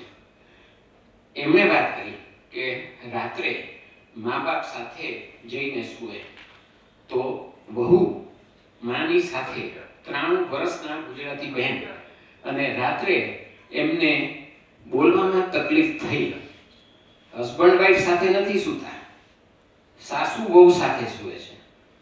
ફાધર મરી ગયા પછી એટલે એમણે નોટિસ કર્યો કે આ કંઈક બોલવામાં જે બિહેવિયરમાં ગડબડ છે. એટલે એમણે હસબન્ડને ઉઠાડ્યો જે ડોક્ટર છે. એણે મને ફોન કર્યો કે ચૈતન્ય, there is a problem, આપણે શું કરવું છે? વિડીયો પર વાત થઈ. મેં કીધું આ ડેવલપિંગ લખવા છે અને આપણે હમણાં જ અડધા કલાકમાં તો તું કે ત્યાં લઈને આવી જાઉં. અને પછી અમે એમને 93 વર્ષની ઉંમરે એક એવું ઇન્જેક્શન કે જે ક્રોપને ડિઝોલ્વ કરે એવું ગુજરાતી લેડી વર્લ્ડની ફર્સ્ટ એમને અમે આપ્યું. આ આપ્યું એ અમારી કોઈ બહાદુરી નથી. હું એવું કહેવા માંગુ છું કે આ પકડાયું કારણ કે એ વખતે રાત્રે 2 વાગે એ બેન એમના સાસુ સાથે સૂતા હતા અને આ ડિટેક્ટ થયું હતું. તો આ શ્રવણની તો શું? અને એઆઈ બધું કરે છે એ એમણે વાત કરી, પણ એટલા માટે જ કે એઆઈ એ આર્ટિફિશિયલ છે. એકવાર શીખ્યા પછી એ સારું કરશે, પણ હજી શીખી રહ્યું છે. નાનું બાળક છે, એમને ભૂલ કરવાનું છે. અને આપણા દાદીને કોઈ પણ મીઠાઈ ગુજરાતી આવડતી જ હોય, પણ તમે એને કહો કે મને મોંગોલિયન શાક બનાવી આપો અને એ ન બનાવી આપી શકે તો એમાં કોઈ નાના અનુભવવાની જરૂર નથી. દાદી ઇઝ એ ગુડ કુક. પણ એમના વિષયની બહારની વાત છે. એમણે હમણાં કહ્યું કે દરેક વિષયના કન્સલ્ટન્ટ હોય. તો એઆઈને પણ આવી જ ગાળો પણ પડી રહી છે અને એનો ઉપયોગ પણ થઈ રહ્યો છે. એટલે જ્યારે મેડિકલ 1 લાખ શબ્દોનું એઆઈ ટ્રાન્સલેશન થયું, એમાં એણે એમ કહ્યું કે before every surgery instrument should be sterilised. તો એઆઈને એવી અક્કલ નથી. એણે ટ્રાન્સલેશન શું કર્યું એ પહેલા કહી દઉં કે જેનું મેં વેલિડેશન કર્યું 1 લાખ વર્ડ. એમાં હું એક જ વર્ડની વાત કરું છું. એણે કહ્યું કે દરેક શસ્ત્રક્રિયા પહેલા શસ્ત્રનું વ્યંધીકરણ કરવું જોઈએ. વ્યંધીકરણ બેનનું થાય, પેનનું નહીં. એ અક્કલ નથી એને. એટલે હું એવું કહું છું કે AI is useless without CS, common sense. AI ને કોમન સેન્સ નથી. તો આપણે આ બધી વાતો થઈ, પણ મને થયું કે વડોદરાના 2 શ્રવણ વિશે તમારે સ્વામીજીને વાત કરવી જ જોઈએ. અને એટલા માટે મેં તમારી સાથે શેર કરી. વધારે ટાઈમ લેવાનો કોઈ ઈરાદો નથી, પરંતુ આપણી વચ્ચે આપણે જેમ આજે વાત કરી હતી કે ગાગરમાં સાગર સાથે આટલા બધા મારા પરિવારના સભ્યો અને એમાંથી કેટલા બધા નાગર, તો દરેક ગાગરની અંદર ભરાયેલા સાગરના જ્ઞાન ઉપરાંત એક વ્યક્તિ સાગરને રિલેટેડ આપણી સાથે છે, કૌરેશભાઈ બસરાજાની. સો કૌરેશભાઈનું પણ એકચ્યુઅલી આમ ગેમ રમવી ન જોઈએ, પણ મારો ઈરાદો એવો હતો, ને આ કોઈ એવોર્ડ ફંક્શન નથી, પરંતુ મારો એક ઈરાદો હતો અને એ હાજર રહે એવા આઈડિયા સાથે મેં એમને કહ્યું કે તમે ઉદ્ઘોષક તરીકે આવો, કારણ કે મારે એનું સન્માન કરવું હતું. કારણ કે હું એવું માનું છું કે એક વ્યક્તિ કે જેણે સાહેબ એમણે બીએસસી કર્યું છે, એમએસસી કર્યું છે, એમએસસી કર્યું છે, પીએચડી કર્યું છે, અહીંયા ઝૂઓલોજી ડિપાર્ટમેન્ટના હેડ હતા. અને આપણે પ્રાણીઓને જાણીએ છીએ, પણ સાગરની અંદર દરિયા કિનારે દોડ્યા ભાઈ તમે. આ દરિયા ઉપર 7 બધી જ જગ્યાએ પ્રમુખ સ્વામી સાથે જઈ આવ્યા છે. તમે દરિયા કિનારે દોડ્યા છો, પણ દરિયાની અંદર શું છે એના વિશેના દરેક જીવને જ્યારે ઝૂઓલોજીસ્ટ જાણતો હોય અને દુનિયાના દરેક જીવની ખબર હોય, ત્યારે તમને ખબર પડે કે આ જીવ જુદો છે. તો એમણે વાસદના કિનારે ક્રેબ જોયો, કરચલો, અને એમણે કહ્યું કે આ તો દુનિયામાં ક્યાંય ડિસ્ક્રાઇબ થયેલો નથી. અને એમણે એમના એઝ એ પીએચડી ઇન ઝૂઓલોજી એ ક્રેબનું નામ, કારણ કે સયાજી રાવ યુનિવર્સિટીમાં છે અને એમનો આદર અને વડોદરા ગામ અને સંસ્કારી નગરી, એમણે સયાજી રાવી એવું નામ આપ્યું. ને અત્યારે ઝૂઓલોજીની અંદર આ નવું પ્રાણી આ નામથી ઓળખાય છે. અને એમના 21 ટોટલ 101 હું કહીશ કે 21 સ્ટુડન્ટ્સ એમએસસી બીએસસી એમએસસી ના એ પીએચડી ના, અને બાકીના 80 વિદ્યાર્થીઓ બીએસસી એમએસસી વાળા 101 વિદ્યાર્થીઓ, એમાંના એક વિદ્યાર્થીએ બીજું એક નવું પ્રાણી ગોત્યું કે જે આ વર્લ્ડમાં નથી અને એમનું નામ આપ્યું. આ વૈજ્ઞાનિક શાખાની અંદર ભણતા શ્રવણ નું મા બાપનું સન્માન છે. એટલે આવા વ્યક્તિને આપણે શાલ ઓઢાડીને જ્ઞાન સરદારજીના હાથે સન્માન કરવા માંગીએ છીએ.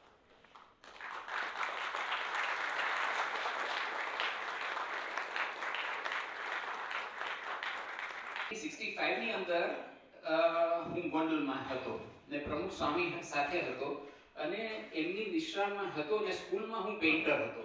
એટલે યોગીજી મહારાજ જ્યારે પણ આફ્રિકા છે, એમ અત્યારે મહંત સ્વામી ગયા છે, હું ત્યાં પણ મંદિરમાં જઈ આવ્યો છું. હું એમને તો શાર્લટમાં પણ, મિશિગનમાં પણ જ્યાં જ્યાં છે ત્યાં અમે મળ્યા છીએ, લેક્ચરમાં, મંદિરમાં અને અધરવાઇઝ. એટલે પ્રમુખ સ્વામી યોગીજી મહારાજ આવે સ્કૂલમાં ક્યારેય હું સેકન્ડ રેન્ક પર આવ્યો નથી. એટલે ફર્સ્ટ રેન્ક પર હંમેશા યોગીજી મહારાજના હાથે ઇનામ મળે ને ધબ્બો મળે. એવા ધબ્બાથી ને એવા સત્સંગથી શું થાય છે, તમે જે કંઈ થોડી ઘણી પણ વાત સાંભળી ને કે હું શું કરી શકું છું, એ હું એ બધાના આશીર્વાદ લઈને નિમિત્ત બની રહ્યો છું, એની મને ખબર છે. તો અમારે બેચને 50 વર્ષ થયા કે વિચારો કે પ્રમુખ સ્વામીને શું આપી શકાય. હવે એ તો કંઈ જોઈએ જ નહીં અમે કોઈ દુનિયાવી વસ્તુઓ. એટલે બહુ જ વિચાર કર્યા પછી અમને એવું થયું કે આપણે એમને જે પૂજા કરે છે એની અંદર મૂર્તિ જે છે એ આપણે બેચવાળા સોનાની આપીએ તો એ રોજ વાપરે, બાકી શું વાપરે. એટલે અમે એક સોનાના ઘડાવડાવી અને મૂર્તિ અમારા બેચ તરફથી અમને આપી. આવી જ એક તકલીફ આજના દિવસે પણ એટલી જ મોટી અમારા માટે હતી, કારણ કે અમે તમારી આગળથી ફક્ત લઈ શકીએ, તમને આપી શું શકીએ, એટલે કંઈ જ આપી ન શકાય. પરંતુ અયોધ્યાની અંદર રામ મંદિર ચાલે છે અને અયોધ્યા આપણા બધાના મનમાં પણ છે, અને રામ, કૃષ્ણ અને દરેક ભગવાન સ્વામિનારાયણ સંપ્રદાયમાં પણ છે. અને હંમેશા એમ જ કહેવામાં આવે છે કે તમે તમારા ભગવાનને ભજો. એટલે બાય ધ વે અયોધ્યાની અંદર આપણું ક્લિનિક ચાલે છે અને ત્યાં રોજના 1500 પેશન્ટ આપણે જોઈએ છે, અને ક્લિનિક ડોનેટ કર્યું છે અને એમ્બ્યુલન્સ પણ ડોનેટ કરી છે. એટલે એ રોજના 1500 થાય છે. તો અમે જસ્ટ ગયા હતા અને મેં જોયું કે આ રામ મંદિરની પ્રતિકૃતિ બધેથી વેચાય છે. એટલે મેં વિચાર કર્યો કે તમને પણ અમે કંઈ આપી શકીએ નહીં, પરંતુ હું એક ખાલી આ પ્રતિકૃતિ અર્પણ કરું છું આપને.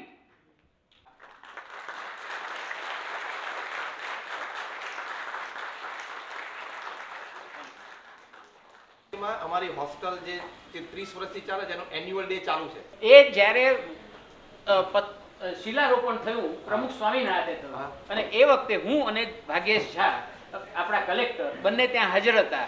અને પ્રમુખ સ્વામીએ કહ્યું કે આ ચૈતન્ય એ અમારો વિદ્યાર્થી છે ગોંડલનો, એટલે તમે કદાચ ઓળખતા ના હો. એટલે ભાગ્યેશભાઈએ કહ્યું કે ચૈતન્ય આપનો વિદ્યાર્થી હશે પણ મારો તબીબ છે, અને ભલે એણે ગોંડલ છોડ્યું હશે પણ 24 કલાક પૂજામાં જ હોય છે, કારણ કે પૂજા ક્લિનિક. એટલે આવી આ એ દિવસને એને આજે 30 વર્ષ થયા. એટલે આજે અત્યારે એન્યુઅલ ડે ચાલુ છે, તો એનો એક વિદ્યાર્થી હાજર છે.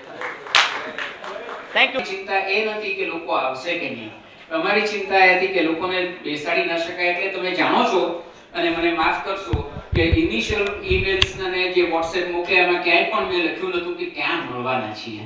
એ છેલ્લે સુધી બાકી રાખ્યું હતું, જેથી કરીને લોકો વાંચીને અહીંયા પહોંચી ન જાય. જે લોકોએ રજીસ્ટર કર્યું છે એ લોકોને જગ્યા ન મળે અને બીજા 200 જણા આવીને બેસી જાય તો શું થાય. એટલે એ કારણસર આ જાણી જોઈને સોશિયલ મીડિયાનો એવો ઉપયોગ અને સદુપયોગ માહિતી ન આપીને કરેલો. આપ સર્વનો આભાર. Thank you very much. Thank you, ખૂબ મજા આવી, રિયલી એન્જોય.